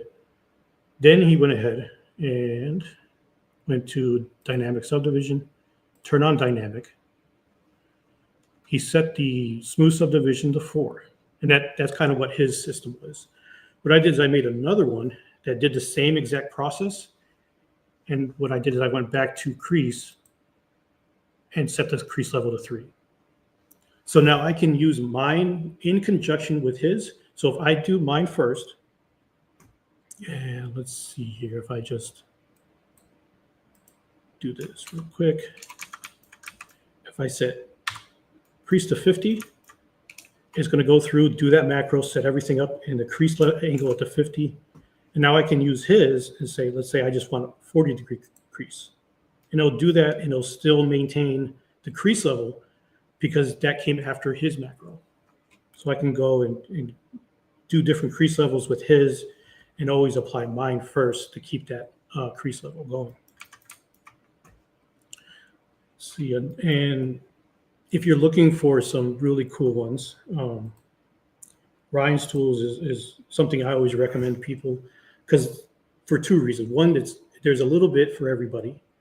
And 2, he's very consistent with his updates, and that's something that I always like and appreciate. And if you do that, I always are more willing to recommend plugins. For his, he's got a couple that are crazy. I think the extrude morph is his. I also use his smart split and delete functions. I kind of go over that in a pretty good detail on my intro video on my YouTube. But yeah, those are kind of like the things I kind of use for his. Let's see, other macros that I kind of use.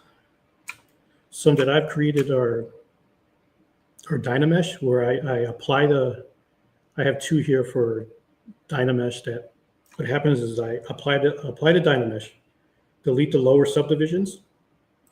Let's see here, geometry. I go delete lower. Then I'll run a Dynamesh based on what I set there, which is either 1000 or 512. And then I have one after the fact where I run a Dynamesh, and it'll apply polish right after the Dynamesh. So those are kind of my macros and some of the stuff that I kind of use to speed up the process. Let's see here, and I think that's it for quick tips. So now we can kind of go to topology.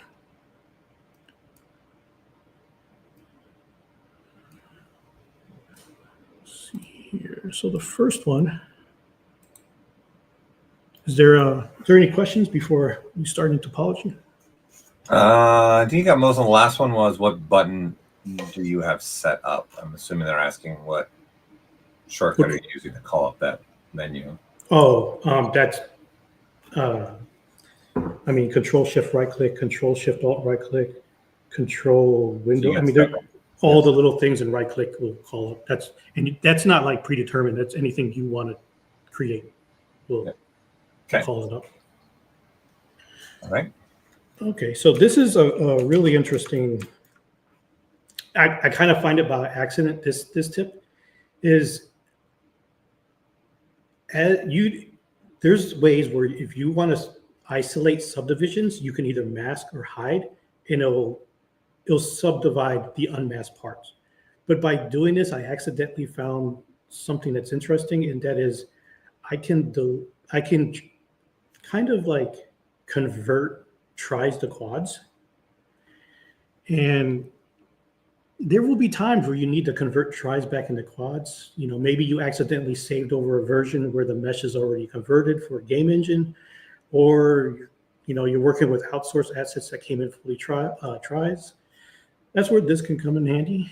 And it's a real simple process. All you have to do, Control click to mask everything, and then Control D to subdivide. And it's going to remove all the quads and give you all the tries and give you quads. Another example of this is like we have different densities here of the triangles. So Control click to mask, Control D subdivide, and now converts all to triangles, right? Now there is a catch, right? This method only works best when the underlying topology has good edge flow. If you're working with something like Decimation Master, it will convert the tries to quad, but the topology will still be messy and really not usable. In those cases, it's better to use ZRemesher or go with manual topology. Here's an example of that. So the edge flow underneath is kind of like messy. So if we mask it all, Control D, it will convert, but it's kind of crazy. Okay, so that's kind of like first tip for topology. And so next one is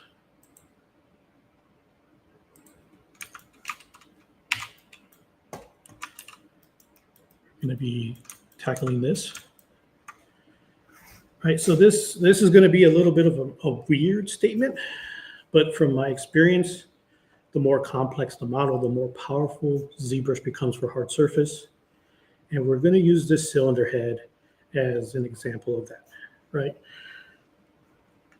So what we're doing here is, this is basically, if I turn off my Boolean, we're using Booleans to kind of create this mesh. And this is kind of what it's all coming down to, is these two Dynamesh parts.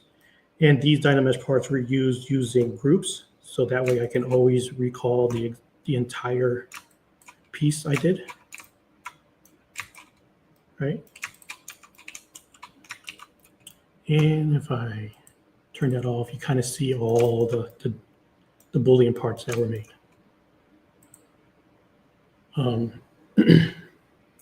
So what's great about the Boolean workflow is if you put it into a folder, go to the gear, and let's say you want to Boolean the folder, or you could do Boolean if you're using subdivisions. And what will happen is it'll create a Boolean here. And this is what it'll give you, right?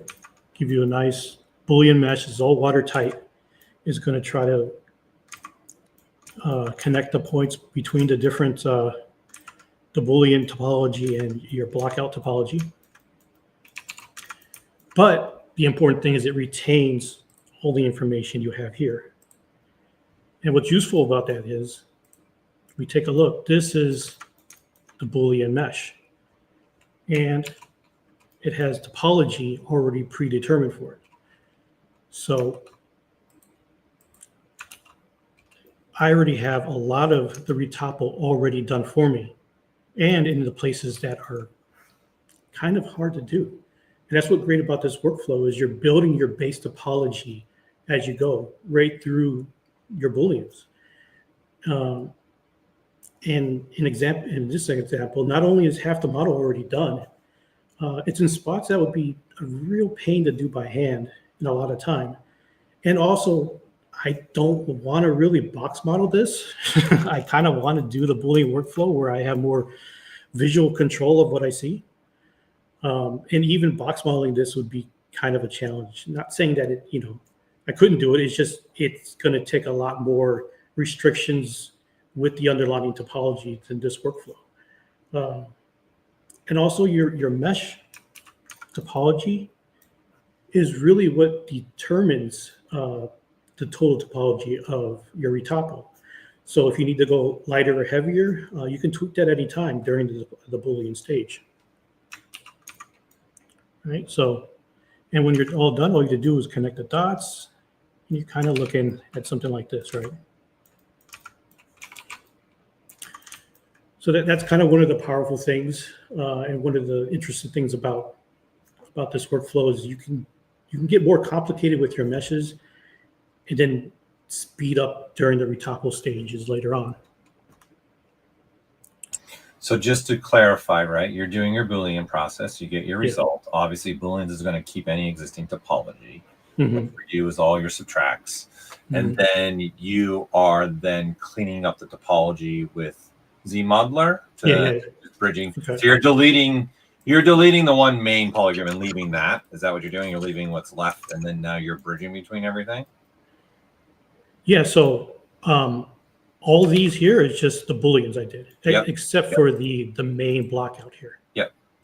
And so with this, I have the Boolean base as like what we're referencing for the retopology. And then we have all our Booleans that I'm taking out the folder, combining into one. Okay. And then I am using ZModeler. Say I have some presets. So for the edge action, we have extrude, and we have snap to surface. Yeah. And then point action, quick set it. We have by brush radius and snap to surface. And then I'm just, connecting the dots here. Yeah, and then you're just extruding, bridging across. And then just wanted to make sure everyone was understanding what he was saying here, so you guys got a clear picture, right? So he's using and they're in places that are like super hard to retopo. Yeah. And I'm getting all the threading too. That's kind of would be hard to do. Yeah, this is one of the reasons why we decided to make Booleans do this process, not to triangulate the entire thing. The only triangulation you're getting on the Boolean is when there's intersections. Yeah. There's no triangulation. Yeah, there's no triangulation. It's really, it's crazy how fast the retopo process speeds up with this. And if this was symmetrical, which kind of you see there is a little less symmetry, you can just delete half and do half and then mirror it over. Yeah. So to the question that's coming through, can you reference the mesh topology to apply to another? I mean, with ZRemesher, technically, yes, he could do that as well. ZRemesher does remesh locally, so by visibility. So what I mean by that major block that Henry has, he could only show that and then just tell ZRemesher to remesh that, and it'll figure all the topology out. But you're not going to get crazy clean topology like his final result is. ZRemesher is not going to do a good enough job for that. Yeah, there is a limit. But I mean, you could, if you could use ZRemesher if you wanted big, large sections kind of exposed, and then fill in the gaps for the smaller holes and surface changes. There might be models that would be best beneficial for that, but this isn't one of them. Yeah, this is very complex, actually. There's quite a bit going on here for them. Great tip. Another great tip. Thanks. Killing it with the tips tonight. Yeah. Wanted to get deep in the bag today. Yeah, you're in there, all right, for sure. He's been sharing a ton of stuff, guys. Just a boatload of stuff. Great stuff. All right. So now we're going to get into kind of more of like car examples and kind of what you guys were kind of asking for during the process stuff. So for retopo in the car, I'm going to start with the secondary structural definition stage. We're still using Dynamesh, right? So we're going to go ahead and we're going to mask off like a certain section like the hood. So if you have enough angle change here, which you could do with the masking, let's go ahead and bring up the brush palette here. Going to the depth, you hold control, you can do depth mask. You can squeeze these outer and inner depths, and you can kind of like if I use, let's see, the right mask pen, do it for this one too. You don't want to go to 0, a little bit above 0. You make a mask up to a corner, right? It'll kind of help you out if you've gone to the stage where you kind of polish it up. But if you didn't, you could just mask it off. It could be dirty because this will be kind of like cleaned up during the retopo. And all you have to do now is say, take it, Control W. We got it. We want to make sure we duplicated this. Got our topology here, our polygroup from the mask. Let's say we want to select it, and then we can delete the hidden. Now we have one part of the car that we can retopple from. So, kind of like break down the process, or kind of like a checklist for preparing a model before running ZBrushLIVE. I kind of have 4 things that give me the best shot at a clean result. So the 4 things I'm looking at, what I need to kind of tackle before I run ZBrushLIVE is I'm looking at borders, I'm looking at polygroups, I'm looking at symmetry, and I'm looking at sharp corners. So for the borders, I always want to check to see if the open borders and polygroup borders are clean. If they're not, I need to clean them up first. And to do that, I'll kind of unmask the borders and run a polish by features. So the second thing is polygroups. That's what I look at right after the borders. Depending on what the model needs, I'll decide whether to assign the polygroups before or after ZBrushLIVE. So if it needs more control over the angles or edge flow, I set up polygroups beforehand. If I'm still in the middle or refining or adding detail, I'll wait and assign them after ZBrushLIVE.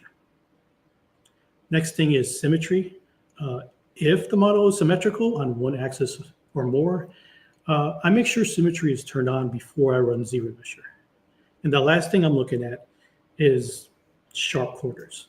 I found that sharp corners are usually the first thing to break down during ZBrushLIVE, especially when running half multiple times. So I'll kind of slice them off to avoid the breakdown and help with edge flow. I can always add them back in with ZModeler.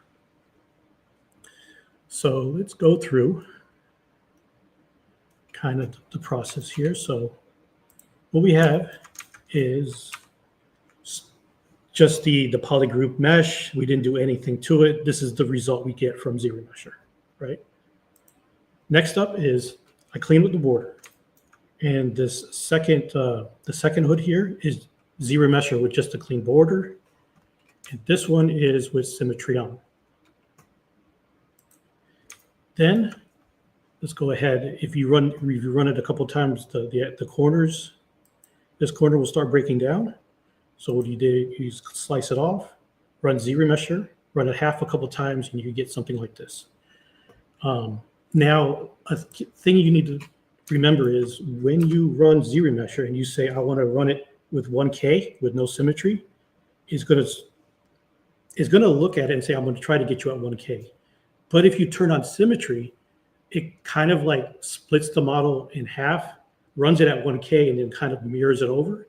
So if you're thinking you're going to get symmetry on and you're going to get 1K, it's going to double it. So it's going to give you 2K. So if you're running symmetry and you still want to keep 1K, just knock it down half by run it at 500 polys. Okay, so next is, so now that we have at this stage, what I want to do is I want to kind of add in polygroups because I want to build up structure and more form through the polygrouping. So I'll just slice it in with a slice curve brush. Maybe use the move brush to kind of angle this into the right shape. Then what I'll do right after that is I'll run a ZBrushLIVE with keep groups on and smooth groups down to 0. And then after that, I'll start extruding, adding more edge flow around the edges to kind of help with the creasing and kind of this shape here. I want more edges running around here. So I'll do that with the ZBrush brush until we run like the final topology of this. So that's kind of the workflow, like extracting a mask, using ZBrush to get to a certain stage, using polygroup to define different mechanical parts and elements, and then ZBrush to build that in and adjusting topology on the fly when you're at that stage. I got a question actually for you coming in. Okay. All right, just by curiosity, when you build something so detailed, is it for printing or VFX? Because it's still not going to be manufactured product, right? Tolerances and so on are not taken into account. So, yeah, I mean, this is morely for if you're looking for more like a film pipeline. Evenly spaced quads, creasing, and then creasing can even be converted to bevels if you need it to be. So it's more in line with the film production. It's definitely not for games or print, but at a certain stage, it's not ZBrush not being able to, it's the user. So you can easily at a certain stage increase the topology if you need to, or decrease the topology to make it game ready. At any point, you can ZBrush has the tools to do it. It's not a ZBrush issue; it's a user issue. So it's kind of like that's kind of like what you're seeing more of, is more of like a film pipeline when I do my stuff. Anything else? Nope, you answered it for him. Thank you. Okay. So next.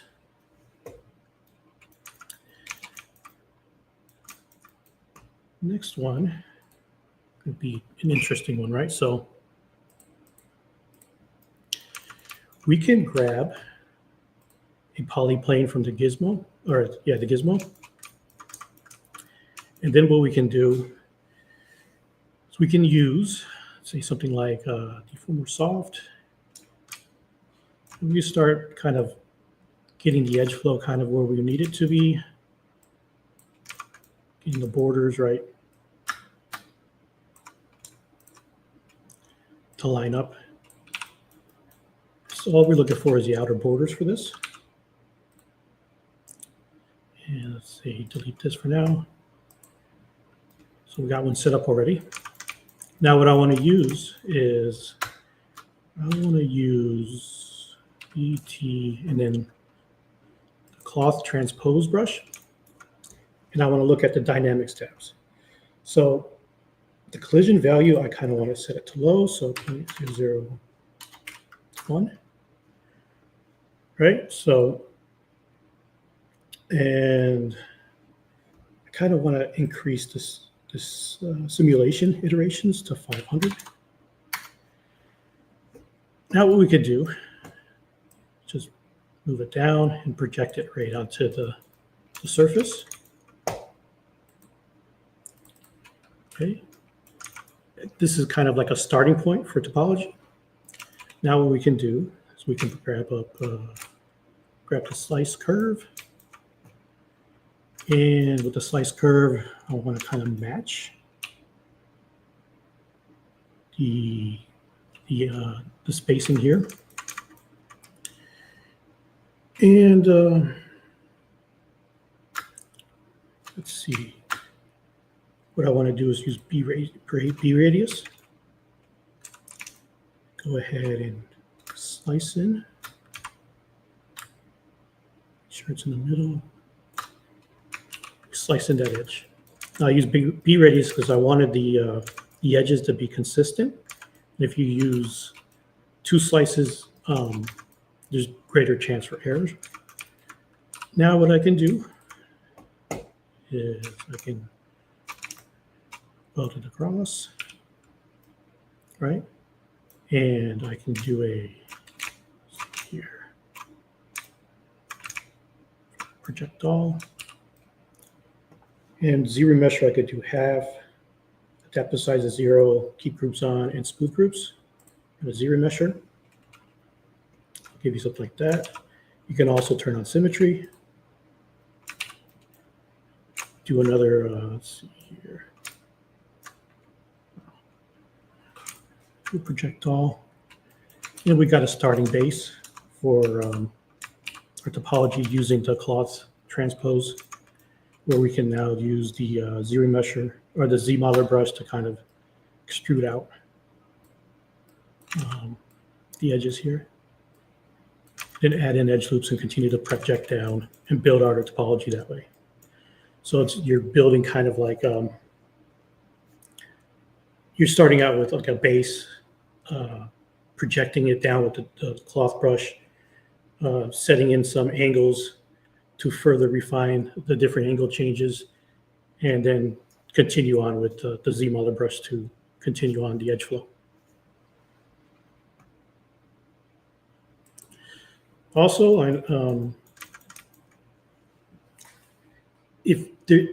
a lot of these things that I've done is kind of like experimentation and doing a lot of weird things with combos.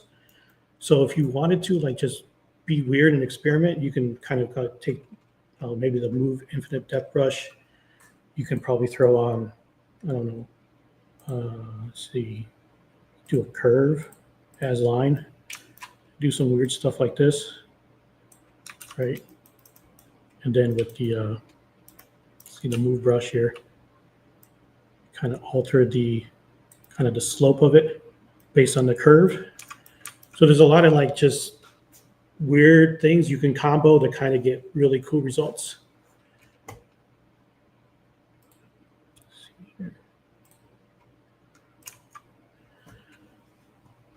So let's see. To answer the question, the extrusion process snapping the new vertices to the underlying surface. Yeah, he's using dynamics dynamics will collide with the underlying surface. Okay. It's when I set the inflate value here, collision volume already activated, and it's using the plane and it's colliding with, it's using this as the collision volume, and it's snapping to the verts to that surface. Your inflate slider, guys, is just controlling how far off the surface is it going to sit when it collides. So you can make it collide and it actually never touches the surface. He wants to do the opposite. He wants to get as close to the surface as possible. So that's why he's turning it way down instead of having it at 1. Yeah. Great trick. Yep, another good one. Throw it. You guys are going to need to rewatch this probably 18 times. I hope not. No, it's good. We should, because they got to get it all in, right? Yeah. You're sharing a lot. Let's see. So side door. So let's tackle the side door next. This is where I'll just use this IMM. This is kind of my IMM Mesh Fusion. I have a bunch of different preset planes that are all quadded and specifically used for either retopo or Mesh Fusion. It is free on my ArtStation, so you just grab that if you want to use this. And speaking of that, since I also got another free one. My primitives, they're all quadded too. Just planes, cylinders, half spheres, rivets, weird stuff like that. So what we could do is grab a plane, right? Just drag it on the surface. We could do, let's say, turn off solo for this so we can see, right? We can go ahead, we can split that off. Now I can use Z-modeler, can move the points over.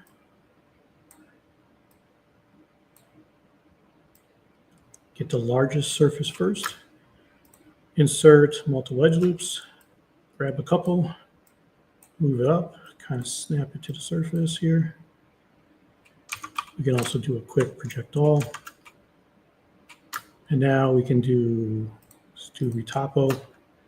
We can kind of start continuing this edge flow up. all while I'm kind of moving points as we go. And we're working like large surfaces first and continue to move this down and over. And occasionally projecting down. And then we can continue just adding in edges, quad it up, then project down, you know, something quick. Build your quick retopo really fast by, you know, adding different things like that. Also, if you want to even hit up stuff like this where you can do multiple stages to speed it up, you know, and then come through, bridge these together with the edge extrude, add in some edge loops, move the points around, and you can kind of get some topology really quick, base topology to kind of build from. Okay, so now let's do another one. And this is the rear quarter panel. That's looking at this piece here. And we're going to use ZBrush approach to it. And we're going to use grouping from the slice brush to help control the edge flow. So let's say we masked the part out and we separate it out as a new piece. So this is our polygroup mask from our main body of the car. And this is ZBrush with nothing done to it, right? So this is, we clean up the border. And since we don't have symmetry, we can't use symmetry. And this is ZBrush with nothing but the border cleaned up. The edge flow is going different ways because there is a surface change. Now, if we go ahead, from the base, we slice in with the slice curve brush, kind of where the edge flow you want it to go in. ZBrush it. You're going to see with keep groups, smooth groups to 0. I do want to keep adaptive size a little bit higher because I do want it to kind of help with the edge flow around surfaces that are changing. And so you can kind of see the edge flows already better along here.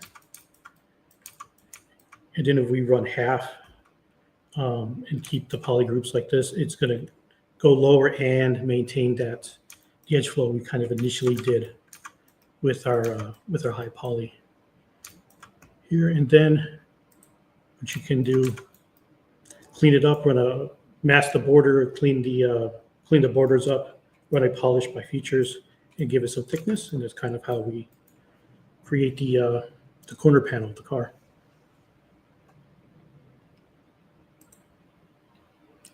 Okay. Next one. So this one is a little bit more manual retopo. And what we're creating is, let's see if I have it here. This is on the side of the dash in the interior. So we're going to kind of go through how I created this part. So we started with an initial low poly blockout with a little bit of the movement down here to capture that angle change. Then I did a slice rectangle, and that's kind of like helping me gauge for this extrusion down. You can see that there. Then I'm doing a ZBrush, same, with keep groups on, smooth groups to 0. And this is going to look at this and build this up. And then with this polygroup, all I did was I did a inset, polygroup island standard, and then kind of deleted the ends that gave us. That'll come around here. Then I just Q-meshed the polygroup island with shift holding to give it to that little bit of extrusion down. Then I gave it some thickness and with high poly. That way what I can do is I can start sculpting in different changes of the model Gave it some thickness because I didn't want it to come through any of the thin parts, just to create more of the shape of what I'm going after. And I'm still high poly, but I wanted it to be more of a thin plane for the Z remesher. Also, when I'm doing IMMs, I kind of want to build from here. So what I did is I took the same IMM I was using, and I started with like a 16, dragged it out. You can kind of see the topology here, placed them around here, deleted the middle loop here, and then started extruding it out to create kind of like the starting point for my retopo. And when I do have kind of like circles, I always like to start with circles because I want the beginning topology to have that evenly spaced points around the circle, and then I can kind of like fill in the rest. And it just helps the process down the line doing that sometimes. And it is part dependent too. Sometimes I'll create it different ways, but if it's a small object that I can get done pretty quick, I'll start with the holes first. And other holes, like stuff that doesn't require multiple edges to create it, I will do a split. So split point, triangle center, and you can kind of see I could create that way if it's a small piece. Okay, so it's kind of the process for the side of the dashboard. Now let's talk about disc brakes. So with this process is, I started with just a simple cylinder, and then I created some cylinders using a symmetry with the radial count to 20. Right, these are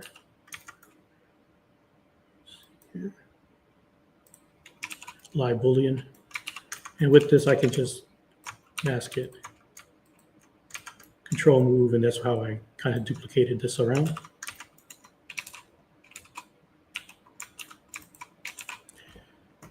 And similar to the process what we did with the cylinder head from the Gizmos gear, Boolean with dynamic subdivision. That way it gives us this Boolean mesh. And then I can take from the folder our original cylinders that we use for the Boolean. And I just move them down a little bit so they're the same height. I extruded it out using the ZBrush brush. And then what I did is I retoppled this piece, giving us the topology you see here. And it's kind of like the cool thing is, like, when you're retoppling this piece, you're still using radial count. You're not doing individual. So each extrusion you do, showcase this here, is off. See, rejection, retopo. You still extrude in radial, using the radial count, and it just really speeds up the process. So all you have to do is really consider how these connect, extrude them out, give yourself a little bit of edge room going on the borders, just connect them up.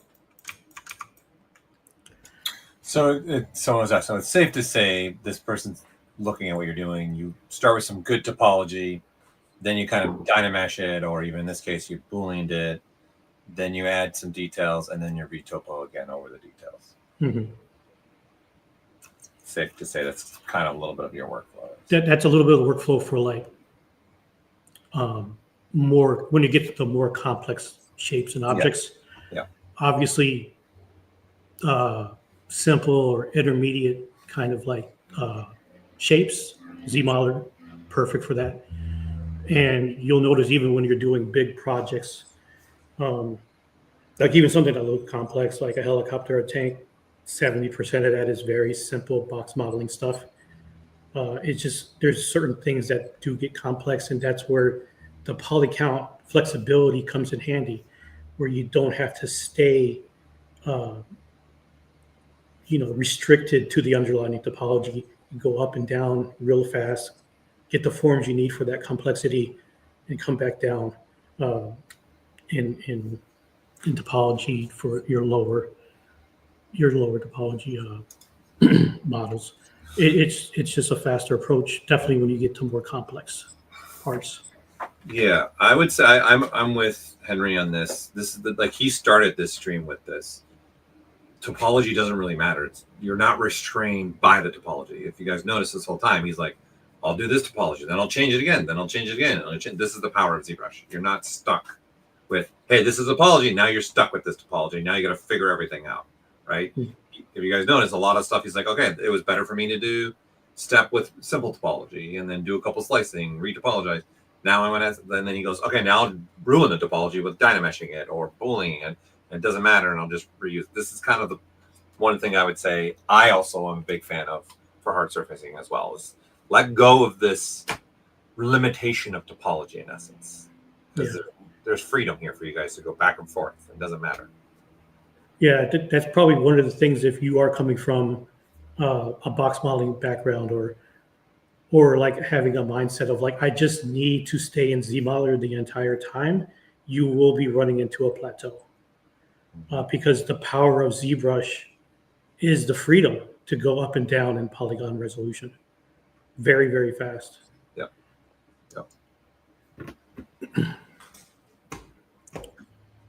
Good stuff. So one last thing we can talk about. Let's see. If you do, let's say I want to do a polygroup right here. Polygroup, let's say flat island, right? But I don't want to do these edge loops. I want to just stay within this section. A really cool way to get polygroups based on the decreasing is polygroup fill. Now what I could do, polygroup that real quick, and it's only looking at the border of where the creases are. And now what you could do is QMesh polygroup island. You can kind of add more details without really setting up a different polygroup here. It's just a quicker way of like, if your creases are set up and you don't have enough surface change for a flat island or anything else, fill, I think is a new one relatively, that you can do polygrouping based on the crease edges. Yeah, it's relatively new. It'll appreciate creasing borders and polygroup borders as well. Okay. It'll look up both. Yeah, cool. I want to say it was in the last 4 years. Could be wrong.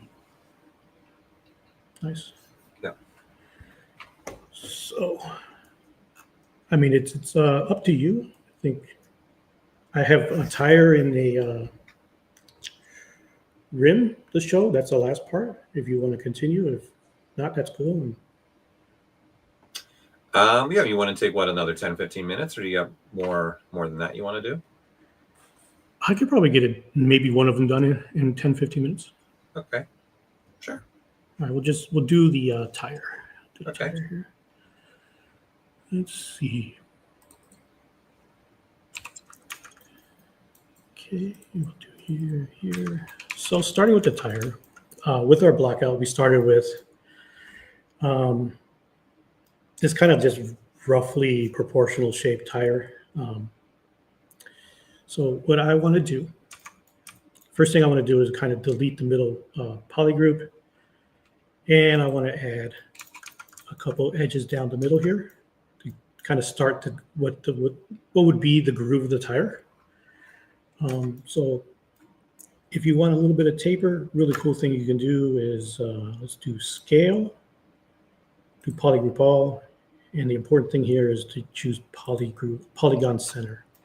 So now to adjust the bevel, we can do all of them at once. Next, what I want to do is because it's a blockout base, the topology is a little bit too low to add in all the tire treads. So what I want to do is subdivide it a little bit, right? Now, it's a little bit too much on the vertical edges, so I have to get the right density, so I have to delete those. And that's what I did on the next one. Delete the verticals run and keep the horizontal. And I also polygrouped would be one tread that I need to run across the entire circumference of the wheel. So next thing I did is I duplicated the tire, and then I deleted the rest. So I still have that block out here for it. Because all I want is the one part of the tread, and it's only half the tire. Next is I want to model in that tread detail. So a lot of it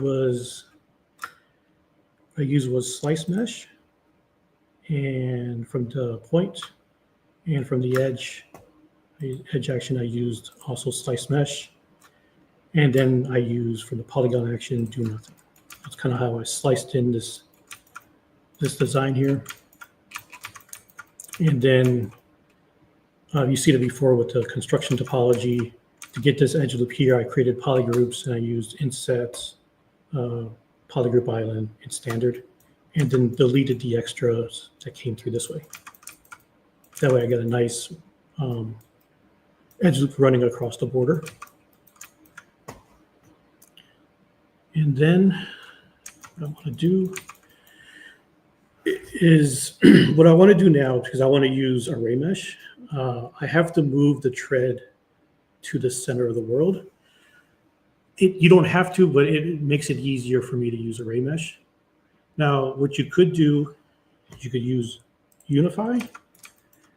So what Unify does is it resizes the subtool to its largest dimensions and fits roughly within a 2 by 2 by 2 unit cubed. The second thing it does, it relocates the subtool to the center world axis of 0, 0, 0. But what I want is I want it to relocate to the center of the world, but I don't want it to scale up. So another way we can do it, if I go ahead and show, let's see, the floor grid here. There is a macro that comes with ZBrush. Let's see here. And you can zero out the position without affecting the scale. And what I want to do is I want to zero out the Z-axis and Y-axis. So let's do that. Zero this out, zero the Z. Now we're in the center of the world, but we're at the same height. And before I do that, right, I also want to do is set a home stage and a target stage. So the home stage would be here. I would zero the location out, and that would be my target stage. Now, after I do the array, I can switch back and forth to the original location, because this is the original location of where the tire sits for the car. Okay, so now we're here. Frame it. You can also get rid of the floor grid. And now we can go down and use array mesh. So turning on array mesh, the first thing I like to do just as habit is press reset. I will set the repeats to 68. I will set the rotation in the x-axis to 360. And then I will look at the pivot, and I will bring up the transpose. You can activate it by hitting the transpose button up here. And then we can start bringing down this little yellow circle here. We can bring it down. If you hold shift, it'll lock it in. Just don't snap it here. Let's go ahead, bring it down a little bit more here.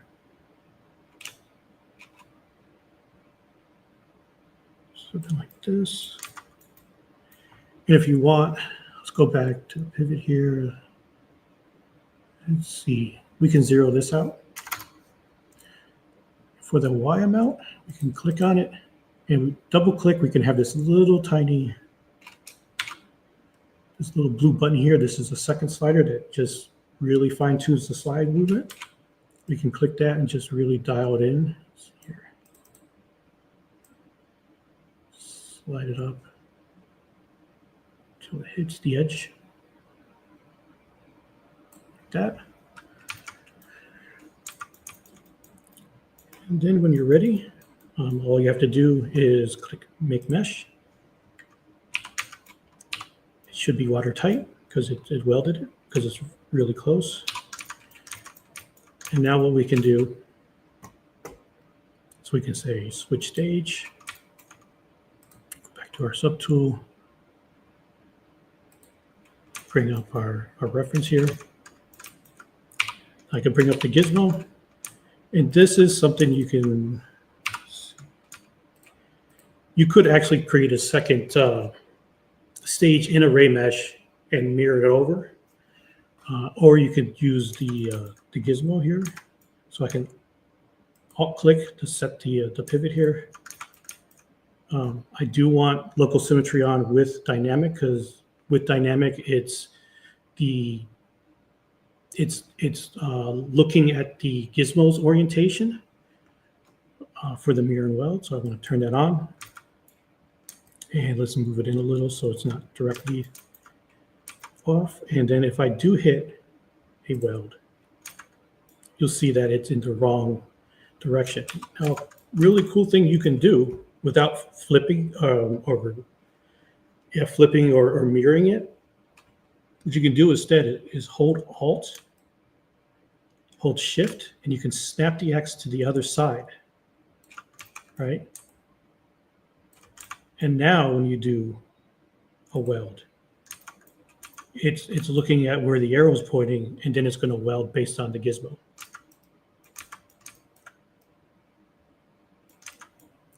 So, and then that's turn on dynamic, and then there you have it. There's the tread. Excellent. Nice. Cool. Well, you might as well finish it off with the rim, since you got tired. Might as well get that rim in there. Cool. Last one. Last one. Here we go. So for the rim, I did a little bit of a cheat, right? So we could go to Lightbox, and we're looking at Spotlight. What I did is I loaded up the Spotlight primitives. And if we turn on Z, bring up the radial dial here, we can click here. If we click inside this little light blue circle, we can snap it, and we can move it over. And turn off Z. Let's make this mesh a little bit bigger here. Z turns on the dial on and off, and you want to turn everything off, it's Shift Z.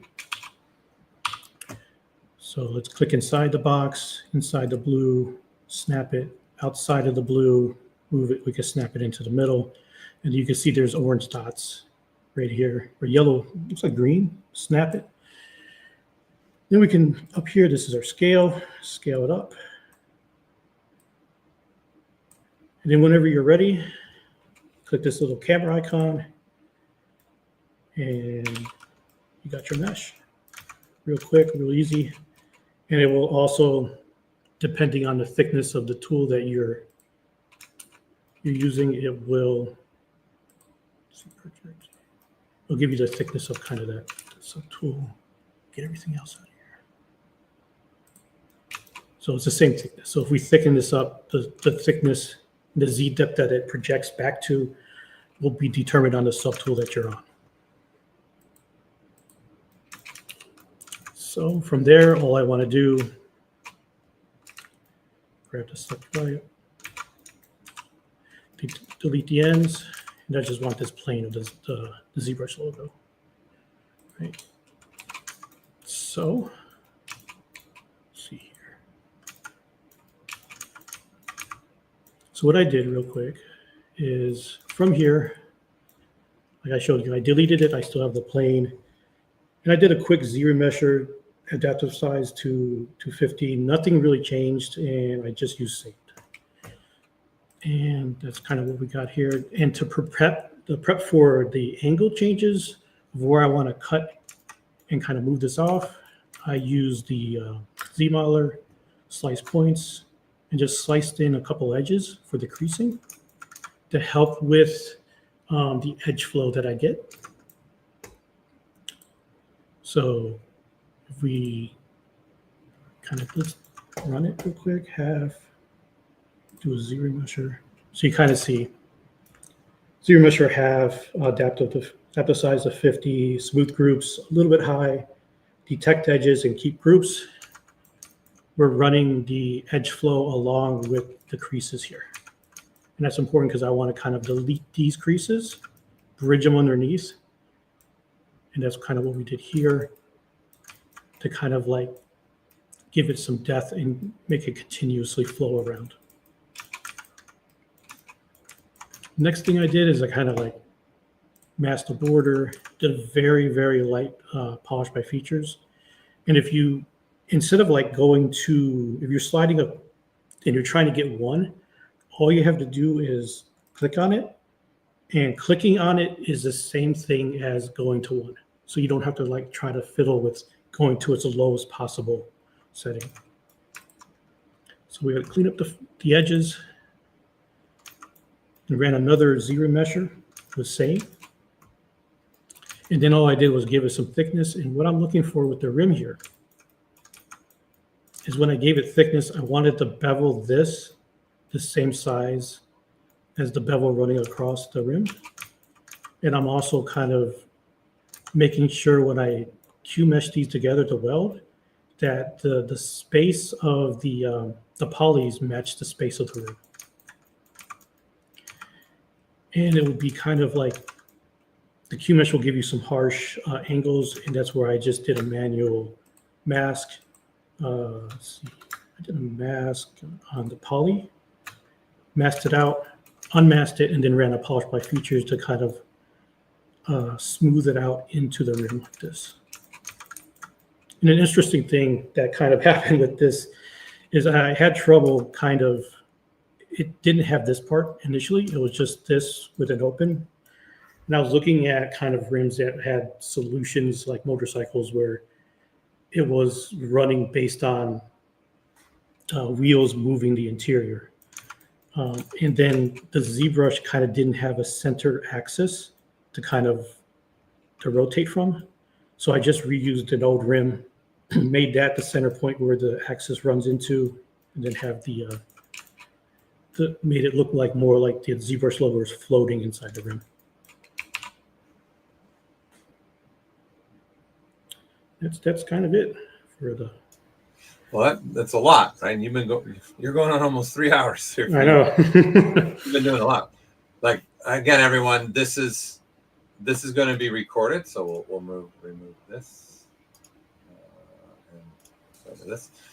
This is being recorded, of course, and it'll be on our YouTube channels forever, right? So you guys can go back and watch this as much as you want. And then, again, I will share Henry's ArtStation again in the chat real quick, so you guys, again, have that. I'm sure you guys seen throughout the stream, I was pulling up that we also have the ZBrush Summit was announced. So stuff like this, what we're doing with Henry, that's kind of what our ZBrush Summit's also all about.